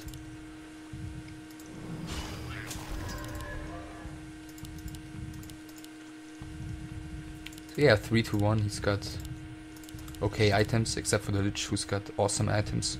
And I'm really liking the option of Alchemist third. Just really like that hero with Acid Bomb. I think he can do good work on fiends as well as heroes. I think he's just gonna go for crazy hero nuking, given what we've seen so far from him. I'm really curious how these players are gonna micro in an actual fight, because we haven't seen it so far, and I really can't judge whose micro is superior. But I'd say they're both better than the players we watched last game, Philly and yeah. Yeah, I'd say so too. But yeah, there's not really a lot left to creep, so I'm assuming we'll see some action soon. And the Undead is immediately breaking upkeep. That's also worth mentioning, at least. Yeah, to 52 food, I'm not liking this decision. No, not at all. I think, yeah, okay, he's going to 55 now, but still, it's way too early in my opinion. And he's gonna get really hard creep checked right now. He should have pumped after he creeps this camp. Now he's getting creep checked though. Yeah. I mean, he's not gonna wanna fight right now anyway, so No. why bother breaking upkeep?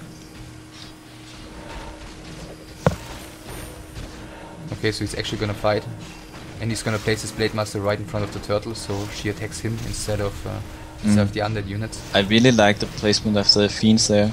Yeah. Really bad position for the orc, even though the undead was creep jacked. Yeah. And his And the focus, heroes of the orc are really low already. the focus fires was really strange as well, though. Yeah. Like he had a couple of runs attacking the Crypt Lord and a couple attacking the Lich, and the Blade Master was attacking the Destroyer. So he didn't really focus And anything. the Death Knight doesn't have any mana, is taking a lot of damage from the Blade Master right now. Yeah. He's not microing it. Yeah, so even though that fight started decently for him, he might just get raped anyways in the end. Yeah, looks like Yeah. that. I feel like he should have TP'd out immediately. But Yeah, there's, he should there's have. at least no ensnare left.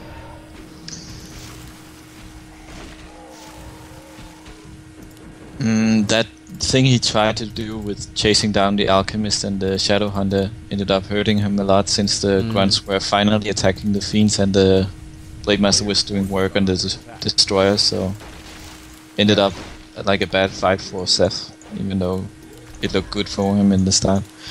And Yeah. he's down to 47 food now, which is not bad for him considering that he wanted to break before. Yeah. Yeah, I feel like with including the fact that the orc got the turtle in the end. Let's see, what item did he get? Oh yeah, the Talisman of Evasion. So he's gonna sell it probably. That he got the turtle and that he get the TP of the undead. I think the creep check in the end still worked out. Yeah. But I didn't like the focus fire he used there in this fight. Or the unit focus, since not really fire when the grunts hit the Lich with their X. Are under attack. I can understand that he wants to though with the Lich. He should be easy to target heroes. But Oh, and I think he should have waited for a better option by TPing first and then Yeah. in a bigger fight. But I mean, the Lich, he was really a wasted opportunity for Mixtape in my opinion, because he was pretty far up front. The grunts were focusing it anyway. He could have just windwalked his Blade Master there and hexed the DK and focused it down. Because the DK also had the Invul Potion instead of the Lich. Which is also kind of unusual. So I feel like the Lich would have probably made a pretty good target here. And he's getting towers right now, 45 towers, so that's gonna be annoying for Seth. A player's Although the Orc is in a weak position if he fights away from the towers now, I'd say. Still, after that fight he had before, the Orc is probably has a slight advantage right now, I'd say. Yeah, if he fights with the towers probably, because with the Ensnare and the Headhunters and the towers, he should be able to focus out the destroyers really quickly. If he micros it correctly, which let's say I have slight doubts about. Yeah. It looks like Seth wants to push in here. If I were him, I would probably go to the main base. But Oh, he's sending his he raiders so has to far do out. something. Why would he ensnare that fiend there? That's just a problem with the destroyers. When they get ensnared, they often drop like right in front of the towers, and there's nothing you can do to save them. So that's probably why Seth is hesitating so much. Does he have a tiny Great Hall, by the way? Yeah, also the Orc is not producing his Great Hall here, so he's in no rush to attack into this position at all. Yeah, and I don't know what happened with that raider. I guess bad rally point. Yeah, I think so. But Mixtape wants to fight here, understandably, and he's forcing the fight. But though the towers going are not away able from to the hit towers. anything. Yeah. But the destroyers are so far out of position. The first one took a lot of damage here. But the Orc player seems to realize that he doesn't really want to fight without his towers. Also, the protection scroll is a pretty nice choice in my opinion, since there's no dispel. Yeah, definitely. But he's completely out of mana. I just realized now, the undead. Yeah, that's the flaw he's been doing like all the time this game. There's never been any mana on the DK. You want a mana pot to... Yeah. Yeah, so let's see, still no mana, and he's gotta run for his life here, and he barely survives with the Cryptod. But expansion for the undead in the meantime. Interesting. Yeah. So where's the blade? Yeah, he's probably gonna get the tiny Great Hall right now. Just has to wait for 600 gold. And I'm not sure the Orc will spot this, though he's moving the Raider right now to the expansion, looks like. But that's so risky. If that one gets caught by Nova in a couple of shots, then that's a free kill. It's dead. But he does see the expansion now, so... A player's forces are under attack. Yeah, so Seth has to defend it now or go attack the Orc and cancel the expansion. You think the Orc has the capability to already beat the undead in a straight up fight right now with the entire armies against each other? Yeah, I think he could. He did show better micro, I think, in the last engagement and the engagement before. But what he's doing now is really smart. He's just taking off the expansion here with the Blade Master. Not willing to risk it though, but he almost got it. Yeah, but I think he probably wouldn't have made it out because of Dust and Impale and Coinova, etc. Yeah, definitely. I think it was a wise choice of him to back off when he did. So he finally uses that statue to get some mana back, but he's still far from having like full mana. And he has no protective items whatsoever. He has a mana potion on a DK. Yeah, finally. He needs an invulnerability potion. But on the other hand, he can use Frost Armor, maybe, to keep that Death Knight alive if he micros well. I think it will be a really tough fight for him. Especially now that the Shadow Hunter is level 4.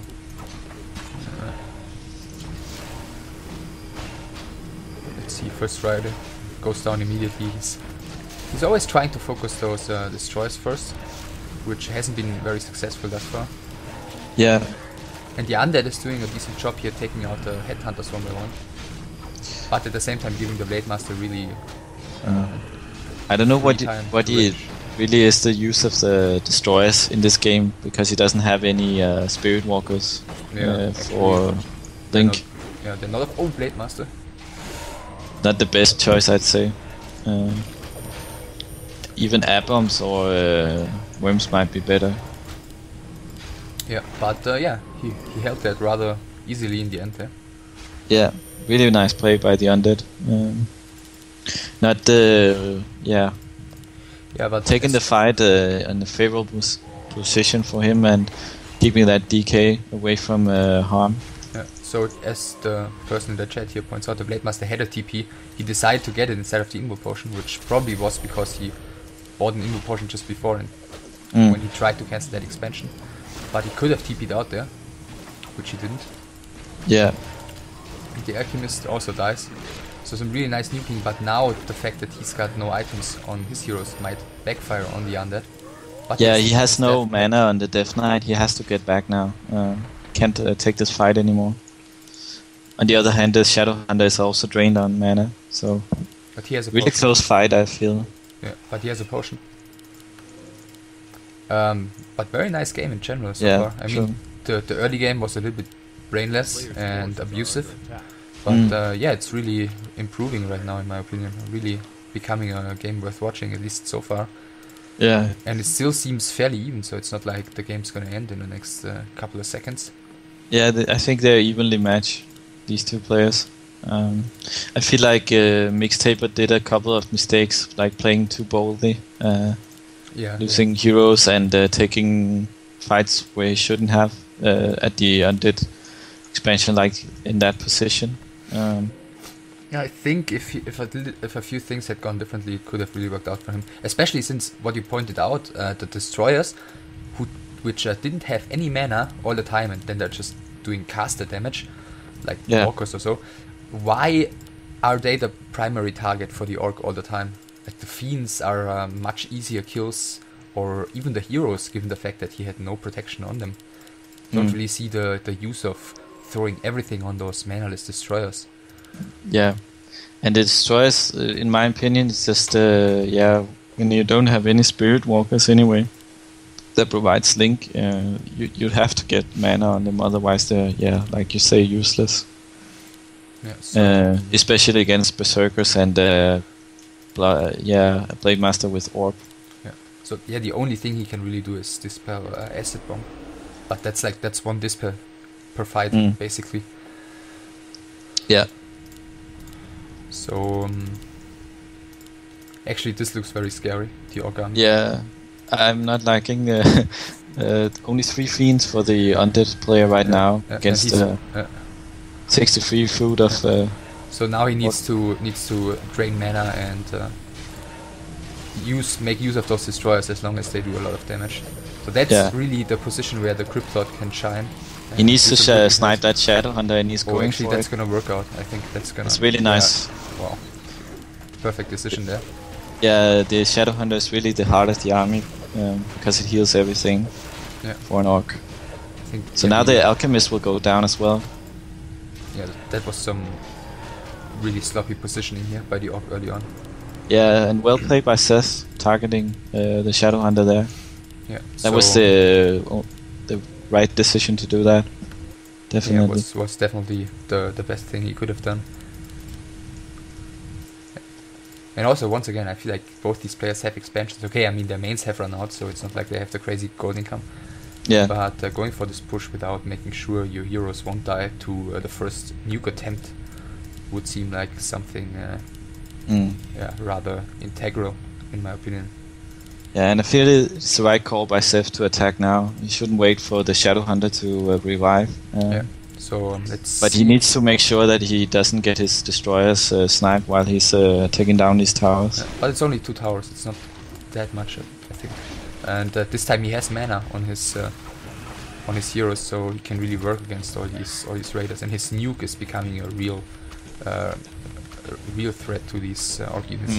So he can just continue ensnaring this destroyer, and there's not really a lot the army can do. But it's only 3 raiders, so I think no, he can keep this. That's what you were talking about. The ensnaring the destroyers at the range of the towers, just so annoying. Yeah, he should try and nuke these raiders. I feel like, because he's gonna lose that fiend eventually if he doesn't do anything. Yeah, if he just stays there and heals them, it's not gonna help. Yeah. Anyway. So if that was really bad by Seth. Yeah. Just 2 towers there, and he managed to lose like 4 units, like 2 fiends and 2 destroyers. It's a really good trap. Yeah, I feel like the second these raiders moved out, he should have casted Impale and just throw everything at them. Just sometimes I like to go on Equaz in between the 2 bases of the orc to cut off reinforcements and just take off a few units. Maybe even intercept the Shadow Hunter when he's about to join the army. Yeah, so talking about the Shadow Hunter, he's back right now. Yeah. He could have easily walked up to the altar instead of attacking at the expansion. Yeah, that's true. It would have actually been a lot better. But the problem is, I think, the second he moves away from this expansion, he only has 1 Rubian tower there. The Blade Master is just gonna have a field day. Yeah, he's gonna take he needs down a Necropolis there in order to do so. I think once... the base is still open. I was about to say once the Ziggurat is done, he can close it off with 1 more building in between. But actually the base is still open to the top, so never mind. Yeah, and the gold mine is really low on health. Yeah. So this game is really bouncing back and forth a lot here.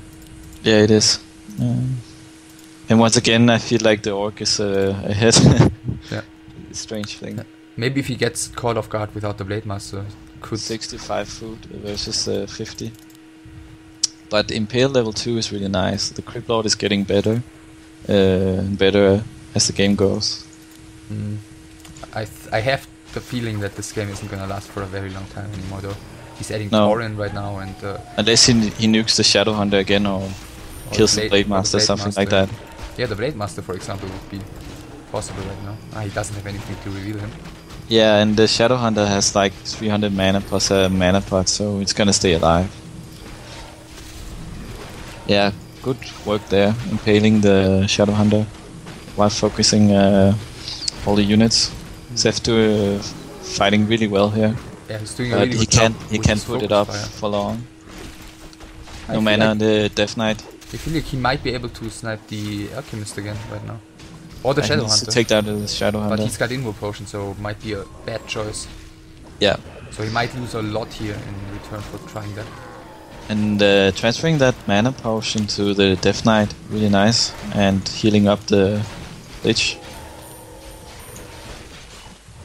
Oh, but the mana is so low, both on the Crypt Lord and the Lich, he can't nuke anymore. So he's essentially relying on micro. Yeah, so now he's gotta get out, or the Death Knight's gonna fall. Yeah, I have to TP. Whoa, that was really close. Yeah, just one crit there and then the game would have been over. Oh, but the Lich goes down. Oh. This is intense. Yeah, but I think the orc it's is over getting now. further and further ahead. Let's see the SH. Did he And he pass forgot a Berserker there. Oh yeah. Wait, didn't matter.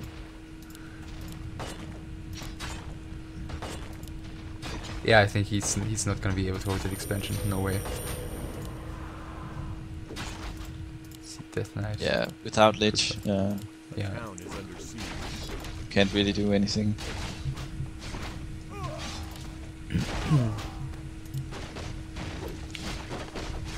So that was pretty nice. He's got how many ensnares? 1 ensnare. If he had 2, I'd say Death Knight is definitely gonna be screwed. Are under attack. Yeah, he But could then- have attacked the Death Knight. I think without Frost Shield, But he has it's hard Death to Pact. keep alive. He has Death Pact also. Oh yeah, true. Nah, he's Still just gonna do attacks. it anyway. Yeah, and Acid Bomb is just... So there's Death Pact. And There's no mana on the Shadow Hunter, so if he surrounds it now and... TP, what yeah, is it? TP. Yeah, I mean, he's doing a really good job given the situation he's in, but that's not gonna change the outcome of this game anymore. There's the GG. Very nice game there. yeah. If he just attacked the Alpha instead of going for the expansion there, I think he could have won it. Yeah, he wasted a huge opportunity there. 30-minute game. Yeah. Really cool game. I really like to cast that one.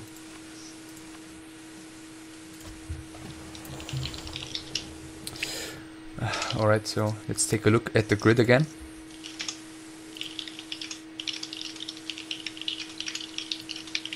Yeah, and he's gonna face Atheist in the other semifinal.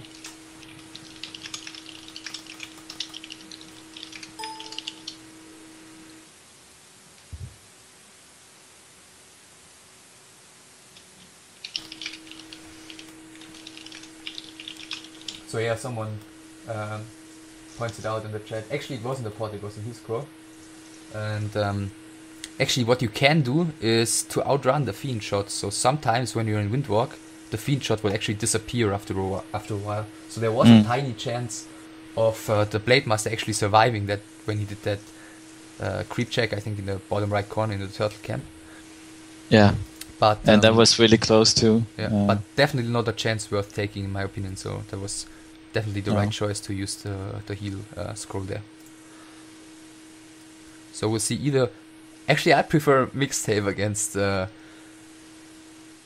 against Atheist compared Yeah. to our epic undead from before. But yeah, let's see what they give us. Ah yeah, okay, I think they're gonna start videoing now, since Atheist was asking for the map pool.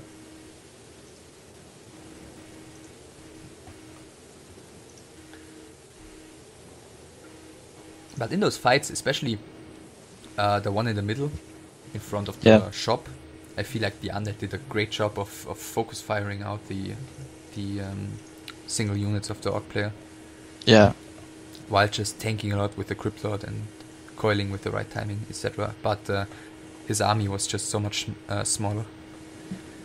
yeah, he was doing a really good job in some of those fights. Just poor decision making, Yeah. certain situations. And then again, in return, by the way, I'm looking at his profile. His main race is Night Elf because he was playing random. Since maybe Okay. some of you forgot.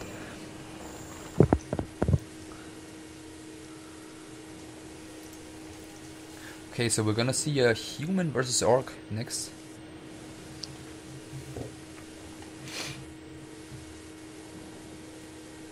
So probably not Echo Eyes, I guess. Hopefully not. Yeah.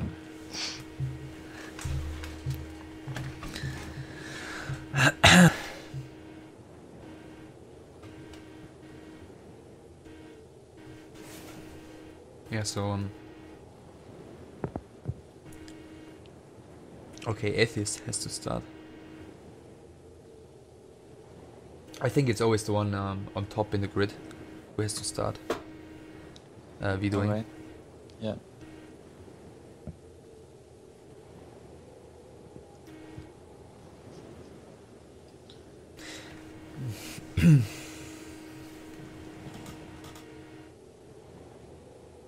I'm not really sure what's going on right now. Someone's asking. The blue leather writers are the W3 Arena admins, Yeah. so you can't if you're just a usual player on W3 Arena.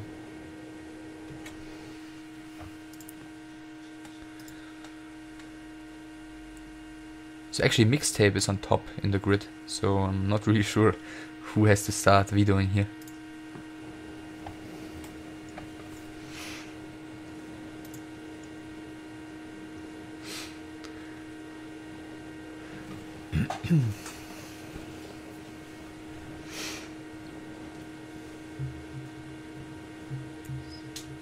Do you know if the other match, Iganas versus Giliasaurus, that is how you say it, is being played right now? What was the guy's nickname again in W3 Arena? I mean, we can just check with /whois. Yeah. I'm not sure.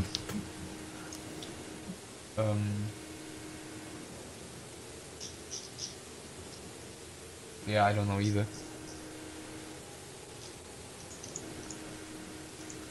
So if anyone knows, Yeah. please Let's comment. just go with the Atheist P game then. Yeah. Looks like they're just about to start. Just need to veto. Yeah. Okay, finally. Okay. Mixtaper doesn't feel like playing Twisted Meadows. No, I wouldn't if I was Orc too. If you keep that lab and get level 3 Archmage with I'm a little bit of surprised. intelligence. I'm a little bit surprised that AI was the first veto of the human, since I feel like Tier 2 pushes are pretty good there. Yeah, it's a hard map though. I'd say for human. Yeah, I mean Anyway. you can't expand it. It's just a long it's a long way to go to the Orc main. The Orc has plenty of opportunities to stop you creeping, so Last Refuge, rather obvious choice. I think it's so hard to get level 3 there in human against anything basically. yeah. And are we going to see another Echo Isles game? Yeah. No. Huh? No. Okay. He said no to Echo Isles. Okay. Amazonia. I feel like actually as Orc I would have vetoed that. I don't like that against human at all. Yeah, on the other hand, it's pretty hard to creep the gold mine for human, I think. But you never do that really. Yeah, I don't know. I feel like It's not the best map for human either. I feel like it's maybe it's balanced. It's actually one of my favorite maps to play human Orc. Yeah.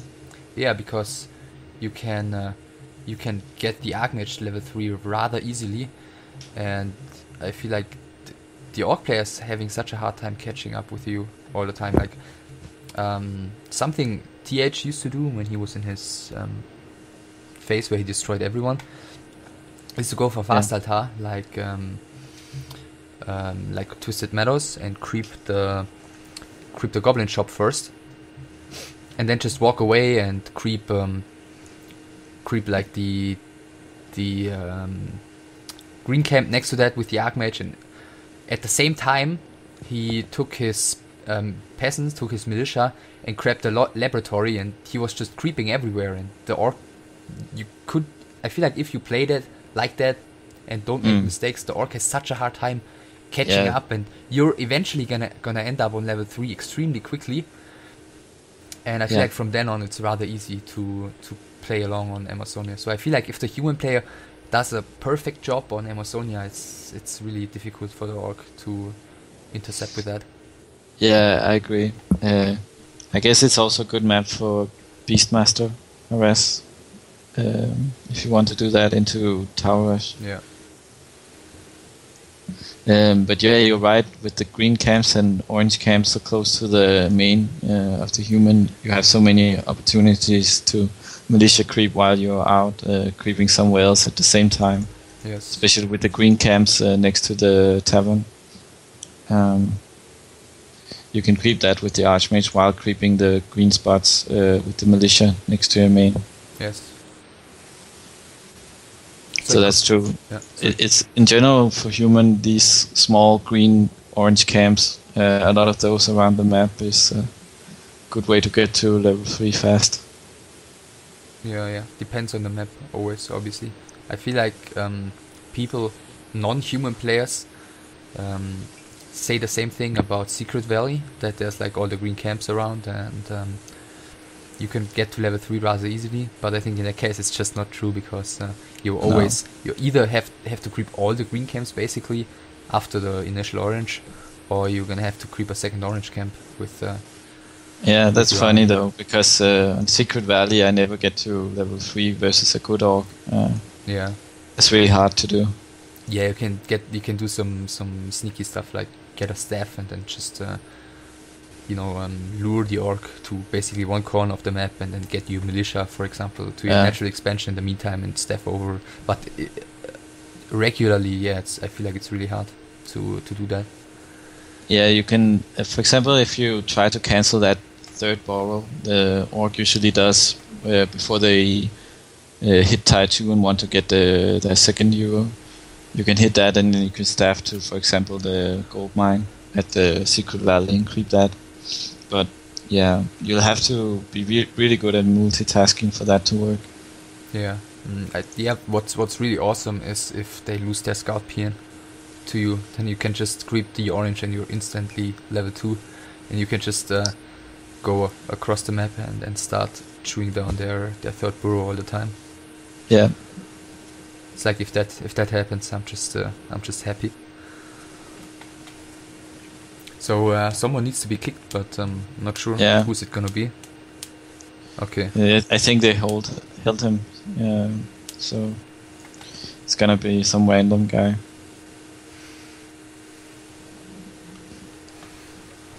So yeah, finally, match is about to start.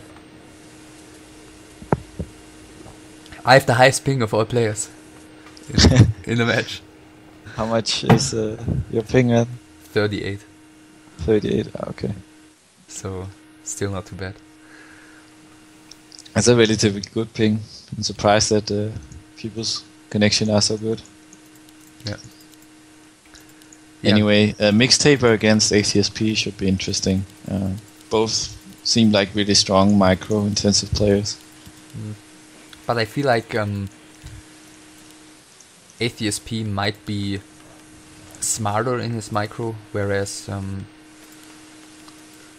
I feel like Mixtaper has like his mechanics down, but I feel like his decisions in microing have been a bit questionable at times in the last game. Yeah. Like what he did focus fire and what he decided to focus with what unit and stuff, and what items to have on what unit, what hero. So I'd have to give the edge to Atheist if I have to make a guess. I think they're maybe close to even level, but it's hard to say because of we don't know how good Mixtaper is against human. Okay. That has a lot to say. And he's doing a war mill. What? What's that about? A shop maybe with the no, okay, barracks and Farseer. Okay, that's good. Have you any idea what he's doing right now? I've never seen this strategy before, I think. I hope he's not going for Headhunters and Farseer. Though that would be kind of funny to watch anyway. Yeah, Headhunters would be possible. Other than that, I mean, what's he's gonna What's have the idea behind the war mill? Maybe he wants to tower up a bit, but it's a bit early to get it. Yeah, I mean, he's gonna have a lot of lumber when he reaches tier 2 from that, so maybe he wants like tier 2 buildings plus a very quick tier 3 tech. Could be a possibility, but getting it that early is really strange, so it might just be Headhunters, yeah. Yeah, but I don't really like Headhunters on this map. I mean, against human, I feel like once they establish their tier 2 stuff, you just slow them and cast like bolt on your and it's just easy work on the Headhunters. So yeah, Gloves of Haste for the Archmage. Farsi actually starts creeping here, and he's producing Headhunters here, so That's interesting. That's interesting, yeah. Interesting is always a great word for those situations. Yeah. When you It's just like, I'm not sure this gonna work, but let's just go with it because we don't know what to expect. It's from like this. I have no clue what's gonna happen. So let's call it interesting. It still sounds sophisticated. Yeah, it does. Ah, is he actually gonna expand here?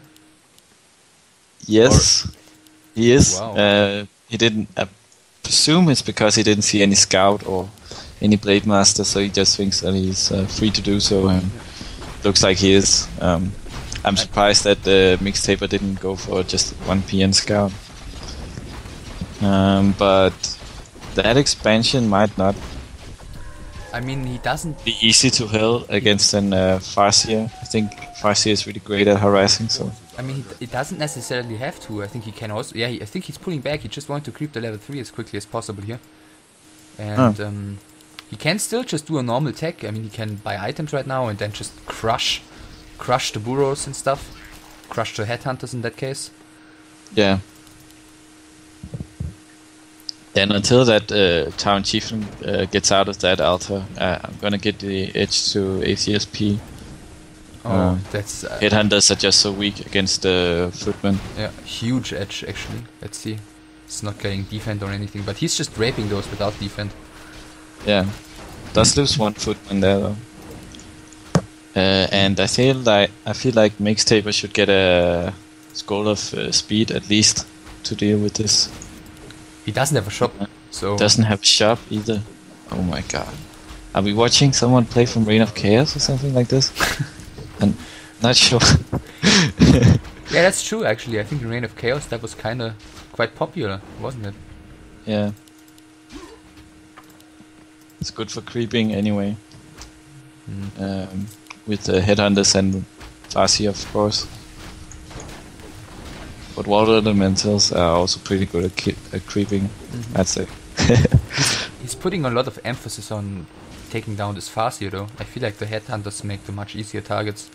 Yeah, but on the other hand, Mixtaper doesn't have any shop, as you pointed out. Okay, so yeah, that's true. That's true. So Mixtaper has to put on some damage. And he has the boots, so the Farsi is actually gonna have to TP eventually. Yeah. Since he can just attack and then cancel the attack move all the time. And keep up with the Farsi without any trouble. Return actually, he's been microing his... okay, there's the TP. He has been microing his footmen at the front quite poorly, so he's lost quite a bit of them. Farsi are almost level 3 already, but still no shop. Now one is in production in the back. Yeah, I feel like ACSP could have done way better.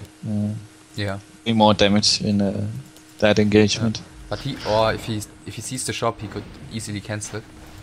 Just take the free kill on the headhunter. Yeah. Yeah, I would definitely went for the shop there. Okay, now he's going maybe for the he doesn't want to though. go that far into the orc base. Yeah. I understand. Yeah. So as you can see on the minimap, the peasants are about to start building an expansion. I didn't check the human main base in a while, so I'm assuming he should be reaching tier 2 soon as well. And is the Farsi heading towards the tavern right now to get a second hero? Because he hasn't started producing a second hero so far. Yeah, I'd definitely say he is. What's he gonna get? Otherwise it doesn't make sense. Naga maybe? Yeah, Naga is a good choice. But with headhunters, I don't know. I feel like I've tried playing against a player on the ladder who did really well with Farsi into Naga Wyvern Rush thing. It's really annoying to play versus. Other than that, he could go for a Panda, but he's actually going for a Firelord. Firelord, okay. That's a terrible hero, in my opinion. Yeah. But, yeah. Well, right when you reach tier 2, he's just fine actually. I feel like the strength of the Firelord is that he provides an additional target with the lava spawns, which you actually have to take down, or otherwise they would just split all the time. Yeah. But the longer the game goes, the more horrible he's getting. Yeah. So actually the Farseer, no, he shouldn't have any problems surviving here. Yeah. And even though Mixtaper has a lumber mill down, he's still low on wood. Can't produce 2 beastries, if that's what he's aiming for, I'm not sure. Really strange strategy he has here.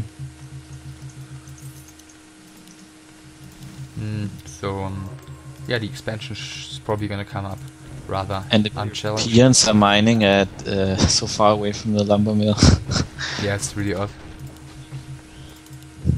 So now he's got the lumber for, okay, he invests in a tower. So he seems to be afraid of a tier 2 tower push, and he's got no clue about this expansion his opponent already has up and running. Oh. So he's, yeah, voluntarily delaying his tech stuff here. Spirit Watch coming in the meantime, by the way. Delaying that in order to be more safe against the push that he's never gonna face, at least not anytime soon.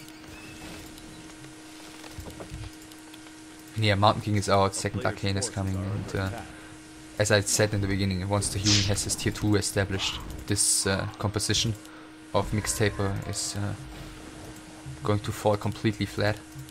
Yeah, against breakers I can't see what he can do against that. Now he scouts the expansion though, so maybe he cancels the tower.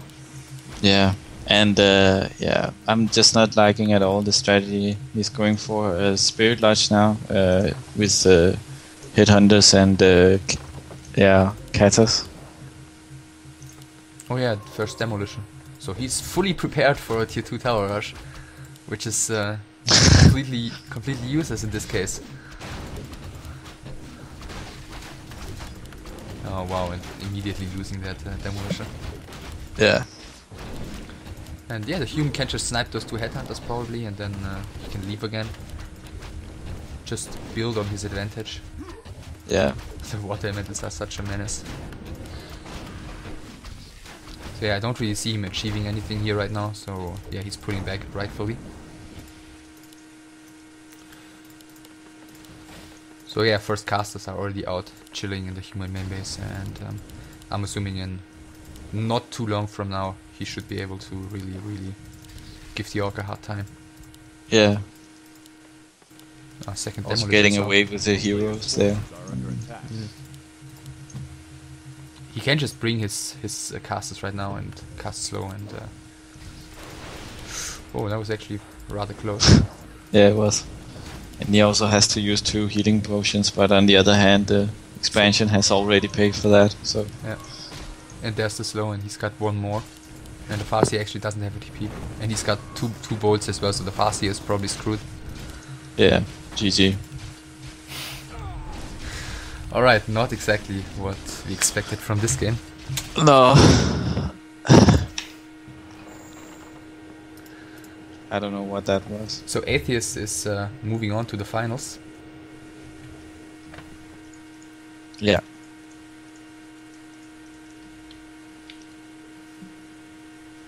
And there is no score for the other semifinals so far. So we're gonna see Atheist here in the finals against either Iganas or I don't know what his in-game nickname was. Giliasaurus.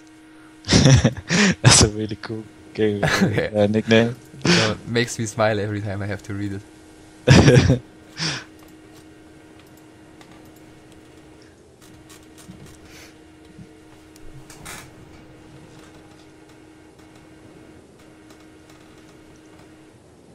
So we're up on my stream to 84 viewers. That's actually pretty nice. Mm.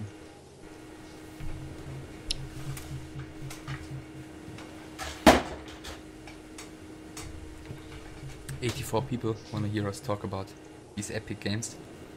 Yeah. Shivon, okay. He actually made it to the finals. Shivon. Really? Yeah, Wow. yeah. I don't know what happened there. I thought no.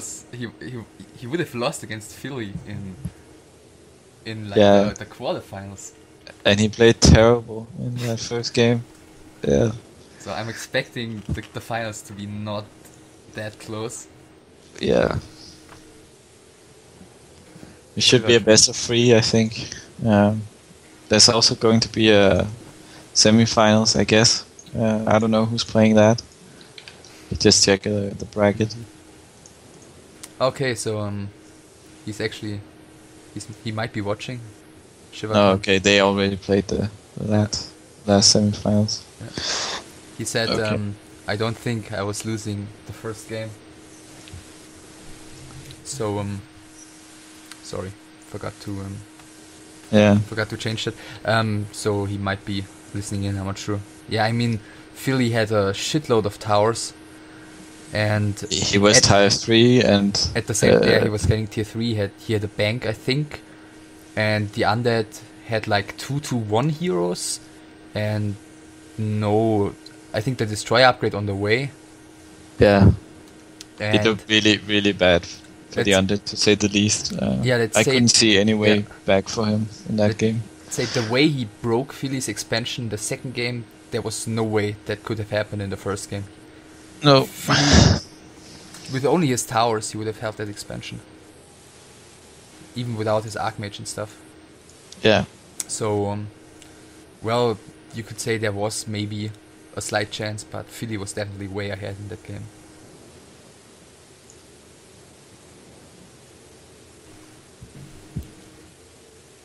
So, they're we doing again. So that's gonna be undead human one last time. Yeah.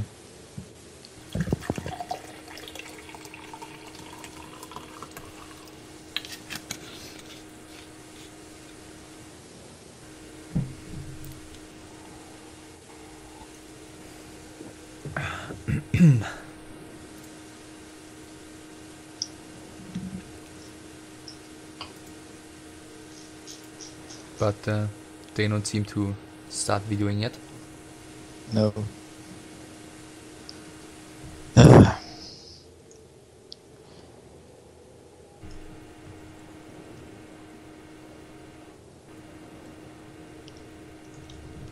They're sure taking their time between Well, I'm sorry, scheduling.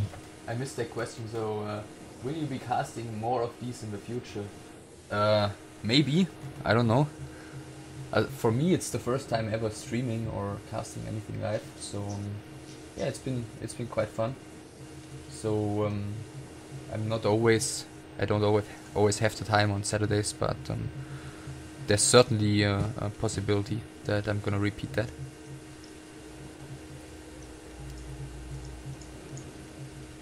I don't know. What about you, zTsoso? Well, I casted the last time and this one, so I might do it again. But maybe I'll just jump in and co-cast the finals or something like that. But if there's a good cast of players, I really want to do it sometimes. But yeah, Saturdays are busy usually. Yeah. Always depends on Friday evening though.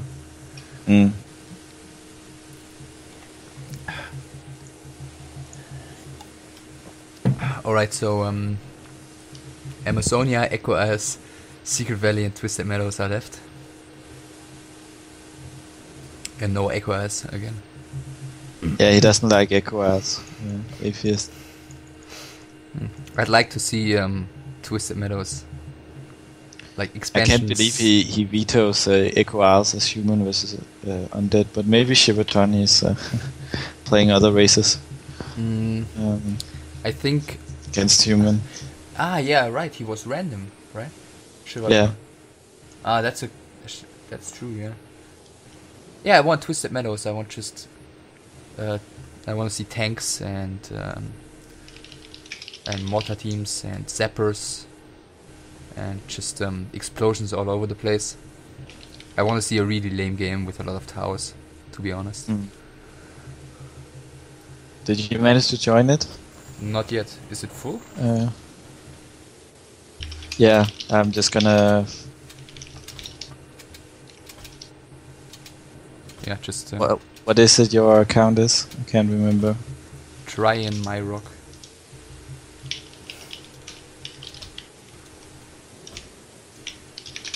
Gonna spam here like okay. Yeah. He held you. Oh. I'm not gonna play.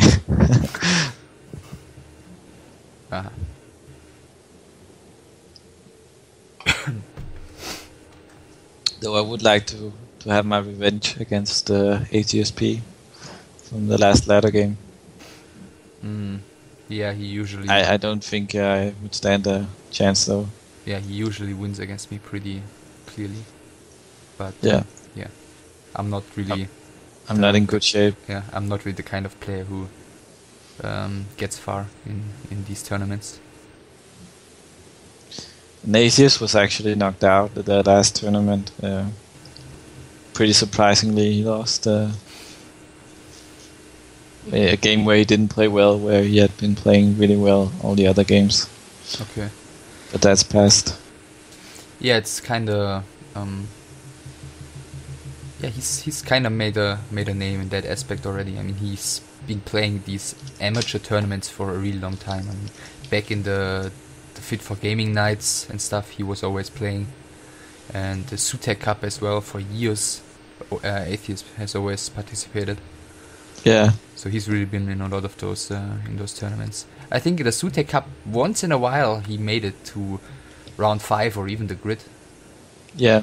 But of course, like when back in the day when players like Focus and Remind participated, there was no way in hell a player like that would stand a serious chance of winning a tournament like that. Yeah. The Sotex Cups were really great. I didn't like playing them though, participating, because it took so long time between the matches, and yeah. But I feel like it just wasted all my Saturday every time that happened. But I think after they changed the system, it got a lot better. Yeah. When they didn't have the huge grid, but these dynamic matchmaking between the rounds, when you just faced the next player finishing his game. And then of course after round 5 there was a long waiting period for the first players to finish round 5. Okay, so it's actually going human. So not undead. I'd be surprised to see if he can pull out something with human. I think a CSP is a decent mirror human player. We'll have to see. Yeah, maybe that's the main race of Shivon, and he's just gonna surprise us.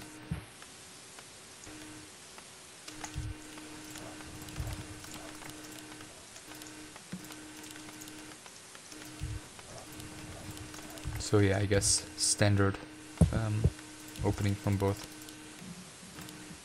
Yeah. Very surprisingly. Are you being sarcastic or?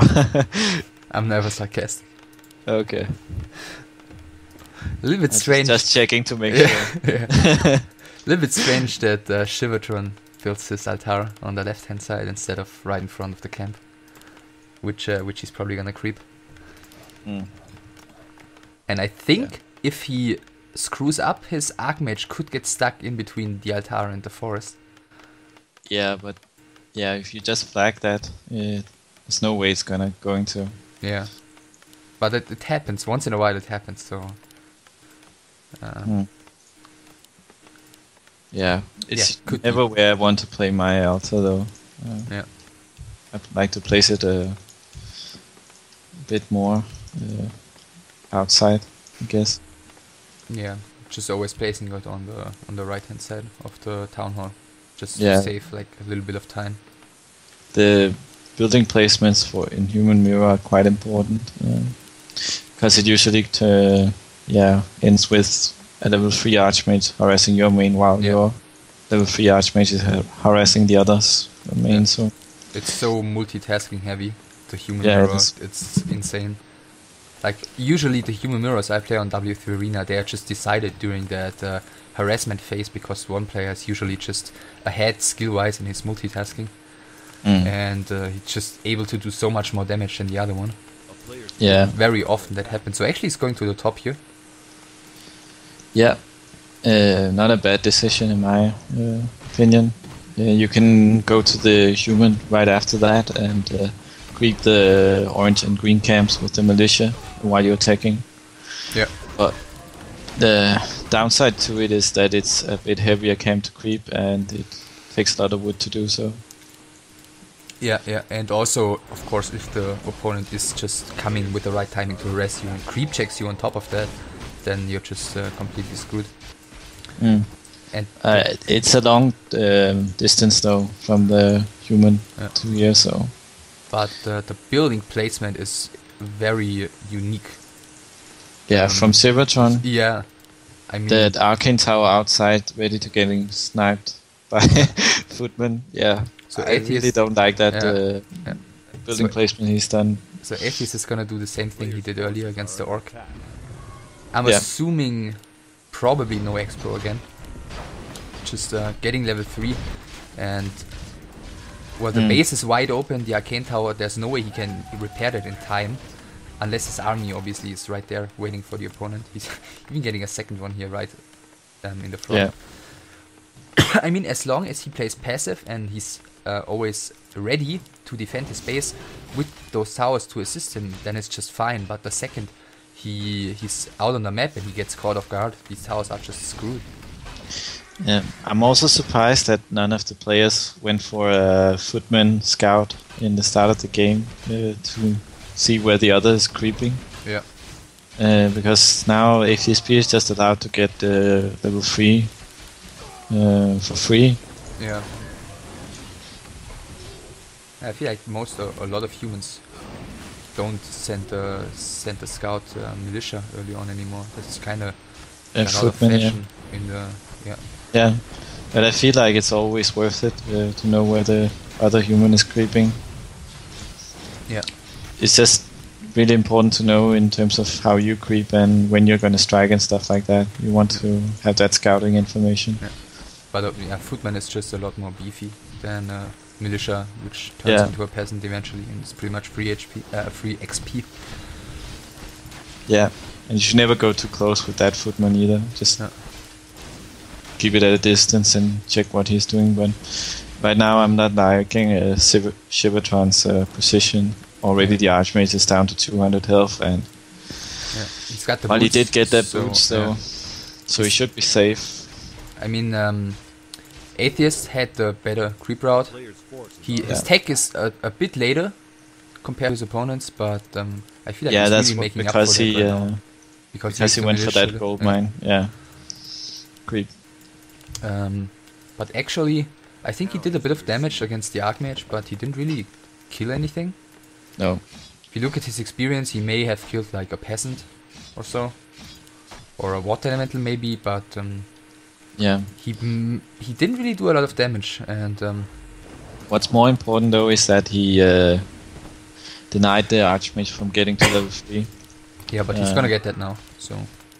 And he's on top of the game now. He can creep and he can harass and stuff like that. He has the momentum. I feel like once he pops that scroll free generation, which he's doing right now, it kind of evens out. I mean, both are barely over level 3. Atheist is a little bit ahead XP wise, but Shivotron is a little bit ahead tech wise, and I don't really see anyone being largely in any kind of advantage right now. No. And ATSP, if he decides to go harass again, Blood Mage second, could use the Scroll of the Beast. Otherwise, I think he should sell it. If it turns out to a breaker wall. Yeah, which it probably will. Blood Mage second. I really like those games. Yeah. So he might want to get aggressive here and just have a lot of water elementals in the early stages of his tier 2. But against the Panda, he might not be so successful in being aggressive right now with only footmen. Yeah, Blood Mage against the Panda, you really gotta like Shivotron's choice here. Yeah.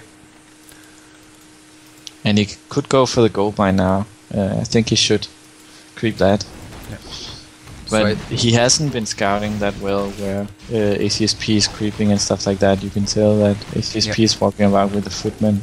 Yeah, so what ATSP wants to do right now is just make use of the fact that this Panda was available to him instantly after reaching tier 2, so even a little bit faster than the Blood Mage, and just get the Panda to level 3 as quickly as possible, most likely.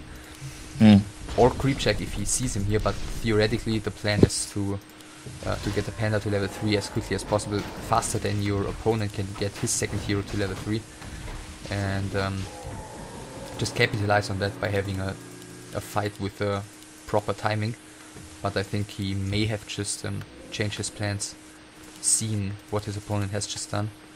But I feel like he can't really build on the fact that he had the creep check right now. He forced the TP, and that's all he's gonna get there. So he just continues with this playstyle, which is mostly used with the panda second. He pushed the Archmage away, getting the panda closer to level 3. Meanwhile, collecting priests, and eventually he's gonna want to fight. Yeah, and already the panda is really close to level 3, whereas the Bludge Mage is still level 1. Yeah, I like Atheist P chances more so far. Yeah. And he's about to build an expansion. Looks like. Yeah, might be creep checked right now, but there's only 2 sorceresses. What does he want with these sorceresses? There's no adept upgrade so far, but I think I saw it being produced early on. Yeah, it's gonna be done in like 2 seconds, and then these sorceresses will be completely wasted. So investing into those, actually, it only makes sense if you have like a clear tech advantage. But he doesn't have that. So these are kind of dead supply in my opinion, unless he spams all his dispel on the water elementals and then gives his opponent a chance to really capitalize off that slow. Yeah, and it looks like ACSP is just throwing away a few units here and not doing a great job of dispelling the slow. Yeah, now he's bringing them, I think, and moving them away again without using dispel. Okay, now. Finally. So he could have done a much better job. Never want to go for 2 sorcerers in a mirror breaker wall. Especially once the breakers are out, the slow just gets bounced around all the time, and you can't really make senseful use of it. So expansion is up, the pressure is rising. Yeah. I'm not sure I like the choice of going for that expansion at that time. I think I would have waited a bit if I were ACSP. Yeah, the army is definitely bigger for Shivon right now. Yeah. Especially because he had the bad hero against Blood Mage. I feel like it should be hard for him to hold this if Shivon plays it right. And I think should get adept training soon, Shivon. I think if he plays it right, then Atheist should be able to hold this rather convincingly, actually. Yeah. Yeah, because he's just going to be able to mass more and more here, and I don't really see Shivon having the means of really breaking this expansion right now. It's just because the Blood Mage is rendering the Panda useless, so it comes down to micro essentially. And Shivon is losing his priests to focus fire on the breaker, so yeah. He's not doing a great job with that. Meanwhile, Atheist P is losing a couple of his peons mining in the gold mine. That's a decent split there. And Shivon loses his Archmage for no reason. Yeah, so much about that momentum. So Brilliant's aura's gone, so his slow is gonna run out in... Yeah, he's got 1 slow left right now, and he's got 1 flame strike left, which is fair enough. It's gonna do some damage, but he's gonna have to pull back. Yeah. And Atheist, I mean, he's not gonna benefit from this expansion in the next couple of seconds, but I feel like he's gonna have the time to... yeah, with that Archmage going down there. If that hadn't died, then Shivon would still be in the game, but as it goes, he's getting farther and farther behind, I think. He'll get that priest as well, probably, with the panda. And maybe some epic blocking. No, okay, not that epic. Yeah. So he's already up in supply. He's broken upkeep immediately. I mean, he can afford to do so with the expansion. He only has 2 peasants mining lumber. I was about to say he can just take his lumber peasants, but doesn't really have a lot of them remaining. Don't need that much though in Breaker Wars. Yeah. But then again, he can just continue creeping here. And, yeah, I see no way really for this game to turn around anymore. Archmage No. is reproduced in the altar, so that takes quite a while. Yeah, ATSP would have to do a big mistake. Even losing an Archmage right now wouldn't matter that much because he could just tap and revive it with the extra gold he gets from the expansion. Yeah, and while the Blood Mage is nice to provide some additional mana for the Archmage, in this stage of the game, like having a Mountain King, for example, could maybe make for a miracle turnaround with some hero snipes, but the Blood Mage doesn't really provide any potential in that regard. No. So he's gonna push again here. This is the do or die push, basically. I think it would have been better for Shivon had he expanded himself at the same time with ACSP, because in a breaker war he could do better with a Blood Mage, just keeping that mana low on the Panda while flame striking and blizzarding beasts. Oh, that bad TP. Alright. Anyway, Yeah. it shouldn't matter anyway. It was just to sandwich the opponent's army. Yeah. ATSP pops that Invoke Potion, nice choice. Just allows him to use 2 buffs before Shivon can siphon. And he just has way more supply, ATSP that is. He's got the inferior upgrades, but it shouldn't really make any difference in the end. No. See, heal scroll wise, neither of the players has anything. Yeah, and Shivon does a micro as well as ATSP in these fights. Yeah, so as I said in the beginning, the slows are just being bounced around all the time right now. This is completely balanced between both the players. Yeah, useful for both of them equally, but Shivon invested into the sorceresses. Yeah. So I am assuming we'll see a GG here in the next couple of seconds. Up by 21 supply. No TP, no nothing on anything. Yeah, and ATSP didn't lose a unit that fight, I think. Almost. Really? I think he lost like a couple of breakers. Okay. But at least I think so. But yeah, the way smaller army. That was pretty one-sided. Yeah. I think it just wasn't really the fights that much. Obviously the fight close to actually, is this best of 1 or best of 3? Because if it's best of 1, then the tournament is over. Okay, go TM, so it's best of 3. Yeah. Obviously the fight close to Atheist's expansion was definitely important when losing the Archmage and stuff, but just Shivon giving his opponent the opportunity to creep so far ahead, basically for free, it was just was just too much for him to turn around in the end. So this time I'm in. I feel like it came down to Shivon's scouting. He didn't scout that ATSP was creeping that gold mine, and he didn't scout that ATSP was going to apply a pressure on him, and he didn't scout well that ATSP was building an expansion. So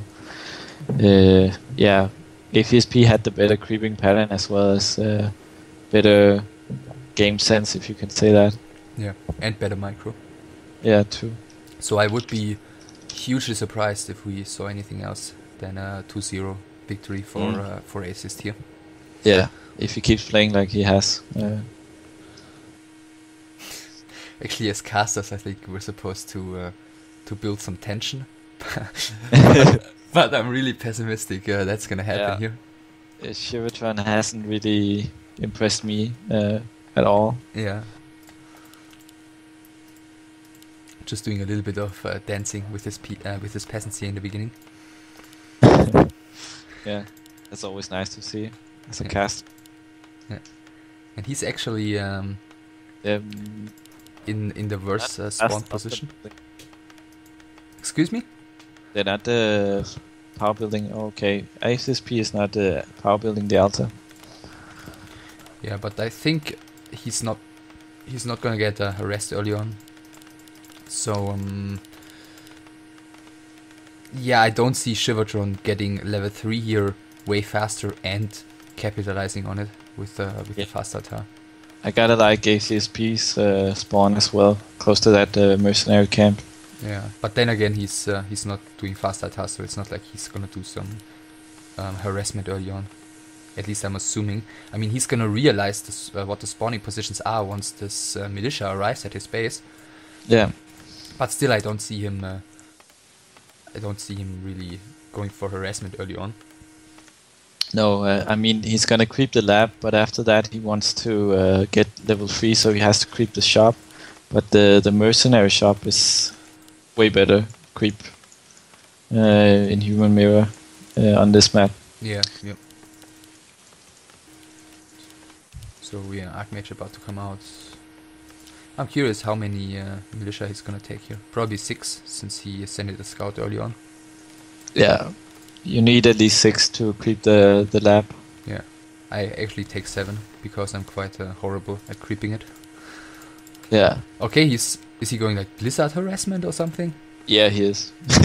I used to do this playing ladder. It doesn't work against good humans, but yeah, but you can do fairly well with the Blizzard harassment into Panda and Zeppelin harass. Oh, he's gonna scout him coming. Oh, that's pretty unfortunate. And I mean, there's gonna be the tower in place soon. Yeah, it's not gonna do anything but delay the mining here so far. Yeah, so maybe he... And not even delaying it that much. Yeah, so every time he comes in right now, he's gonna take so much damage, so he's gonna have to wait for his opponent to start creeping. Yeah. And AVSP opening up with the safe build there. Gotta like, yeah, everything about his start. Yeah, 2 towers, so 2 towers against this harassment is gonna make him extremely safe, and he's just taking the creep camp he safely can without suffering from this harassment. Yeah. But maybe Shivon is gonna come out with at least a tech advantage out of this early game. Yeah. That was an awesome Blizzard. Looks like that. But what is he going to use it for? I guess... I can't really see him apply any damage with a level 1 Archmage. Yeah, maybe just go casters anyway. Yeah, like a I think I'd go for a fast expansion. Play some towers there and harass with the Zeppelin all the game. That's how I like to play it. Yeah, well. So yeah, his tech you have is to lane with this strategy. You can't fight straight up engagements early in the game. His tech is a tiny bit ahead, but yeah, let's give him a fair shot. Maybe he's gonna do something amazing. People speed have gone to him, so actually he should be able to force the TP here. Yeah, or he even should. kill his opponent's Archmage, since he's level 1 and he doesn't have a shop, I'm assuming. Yeah, but he's not microing at all. micros. Yeah, so that was just due to the fact that he mismicroed. Okay, yeah, misclick, so that was completely unnecessary. He should have forced the TP of Atheist and got out there alive. Yeah. It's just, it hurts me a bit to watch Shivon not capitalizing on any opportunity he has in the game. Like the previous game where he had the momentum and then the Archmage just dies. Yeah. And now he had the boots and he could have sniped that Archmage of ACSP, but then he misclicks and yeah, turns out horribly for him. Yeah. And ATSP is gonna immediately make use of his opponent's Archmage being gone. Yeah. So that's a wise decision. Yeah. Also, God gets the shop in the power build. Okay. Yeah, So, he could have crept the mercenary camp. Yeah. A player's forces are under attack. And he still has to wait here for the scroll of regeneration, giving at least a little bit of time to Shivon. I mean, yeah, it's only level 1 hero, so it shouldn't really go completely crazy about that hero loss. Yeah.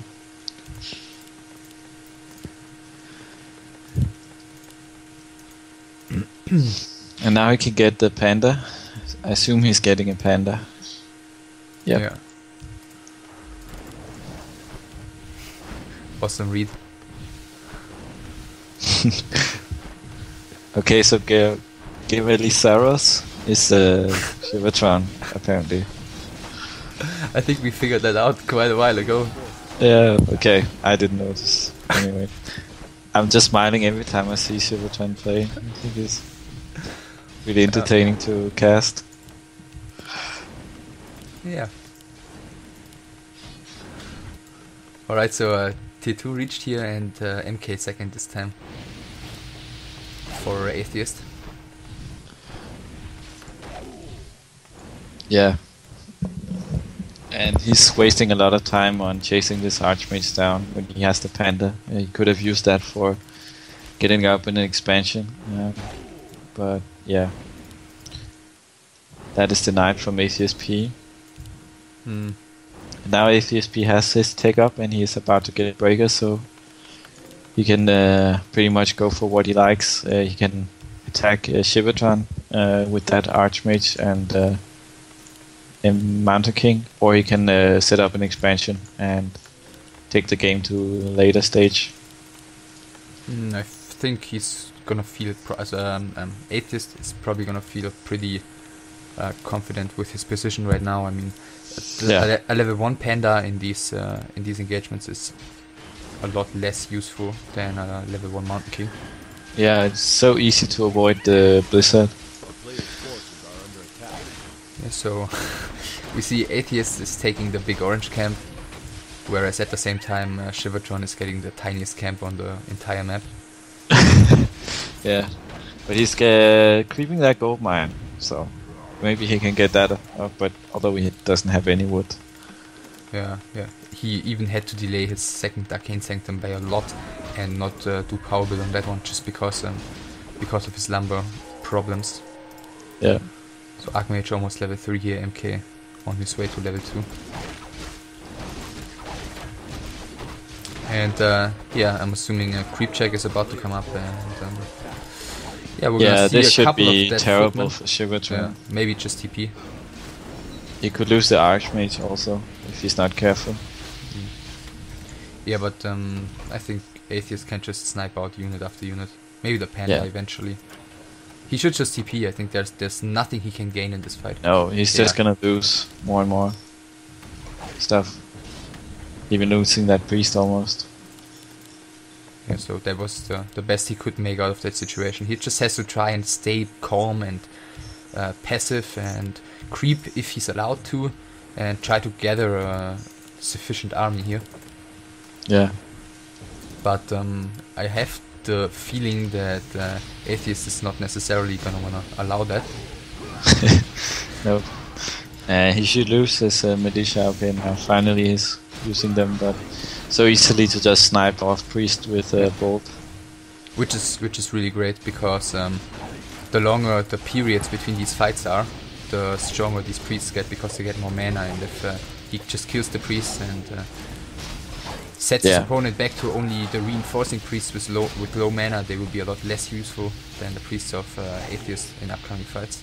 Yeah. So that's already a pretty big win. He doesn't even necessarily need to do a lot more damage. I mean, he can, obviously, but he doesn't need to. Actually, I'm not sure if he can because a lot of stuff is kinda low HP from him right now. Yeah, but the priest healed that up so fast. And Shivon doesn't have any healing. So if he feels confident in his micro, he can just keep this up. Now so breakers are joining the fight. Yeah, so MK, if he gets up to 75 mana again, there might be a nuke on one of the heroes. Yeah. Maybe 2 more breakers necessary to do that. So maybe just one priest kill first. Yeah, one priest kill here and then maybe next time the panda. Yeah, and Shivon is just losing units after units. Yeah, it's just slowly chewing him away.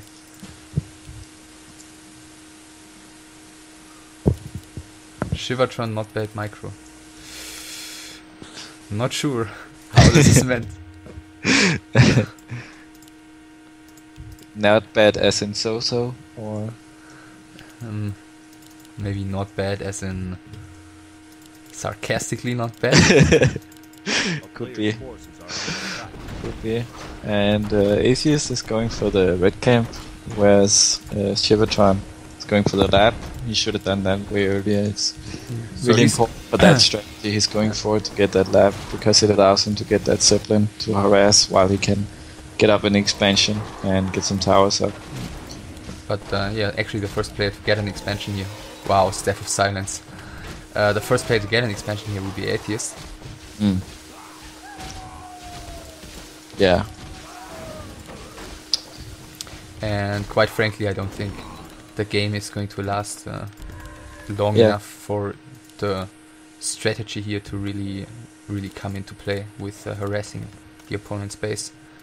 No, and he didn't get a Zeppelin, so Yeah, I think he just wants to get a bigger army and eventually transist into a A player's forces normal are under fighting attack. stage in this game. Again, he's got a sorceress here. yeah.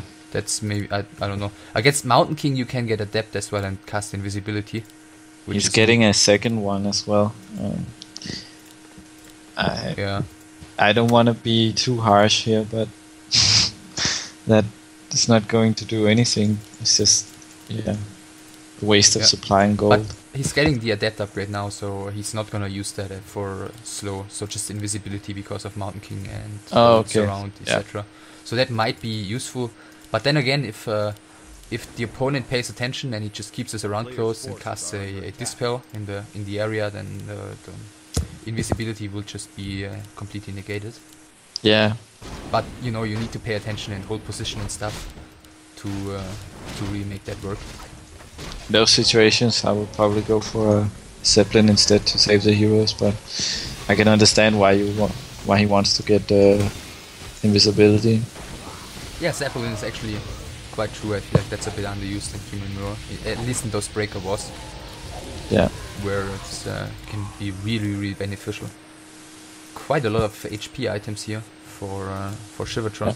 really nice 1,000. item on that Yeah. panda.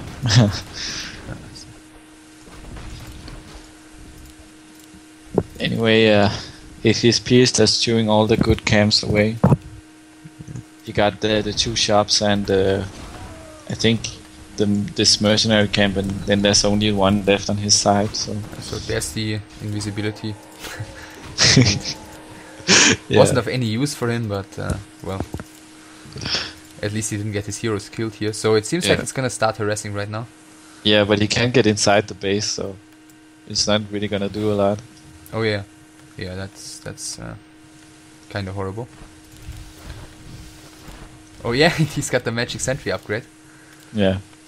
He can even scout with the arcane towers now, and they can see invis units, so that invisibility is really just useless. Yeah. So I think the game might end now. Yeah. I wouldn't be terribly sad to see the game end now. As I think Shivatron has about 0 chances of making this. Yeah. So Archmage immediately down. Actually, Breath of Fire not too bad, but there's a heal scroll just used here, and Yeah. he's not gonna be killing anything here. So there's a GG. I mean, yeah, we're being pretty hard on Shivatron here. I mean, these are still both. I'm sorry to decent say players, it like and that. Yeah, I mean, Yeah. it's not like he's horrible or anything, but Atheist is just way superior here, and there was not really any serious chance of him really winning a game. Yeah. Exactly. So Atheist wins this tournament without any trouble. I think we've seen most of his games, and he's been very dominating in all of them, if I remember correctly. Yeah, I only saw the last one where he got to the semifinals, but he looks really great great overall. Especially in Human Mirror. Yeah. Actually, the biggest challenge for him was probably his first game against Remo Demo, which was pretty close actually, which could have definitely gone differently, but which he also won very convincingly in the end. Yeah. So there was that moment at the expansion where it looked rather horrible for him. But yeah, he played really well overall in all the games. So I think he deserves to win the tournament. Yeah. So I think that's it for this cast. Been about 3 hours now. Yeah. Actually, quite long in the end here. For 6 maps basically from the winner.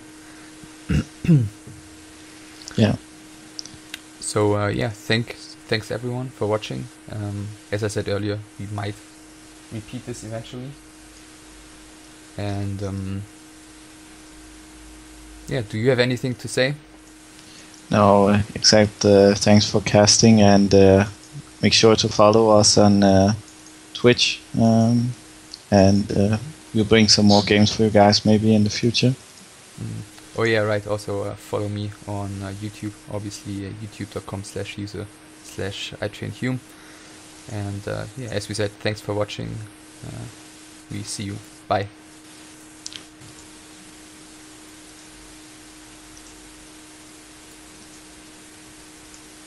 Okay, so I shut down my stream right now. Yeah, me too.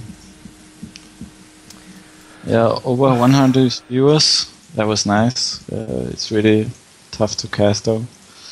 It's a long time.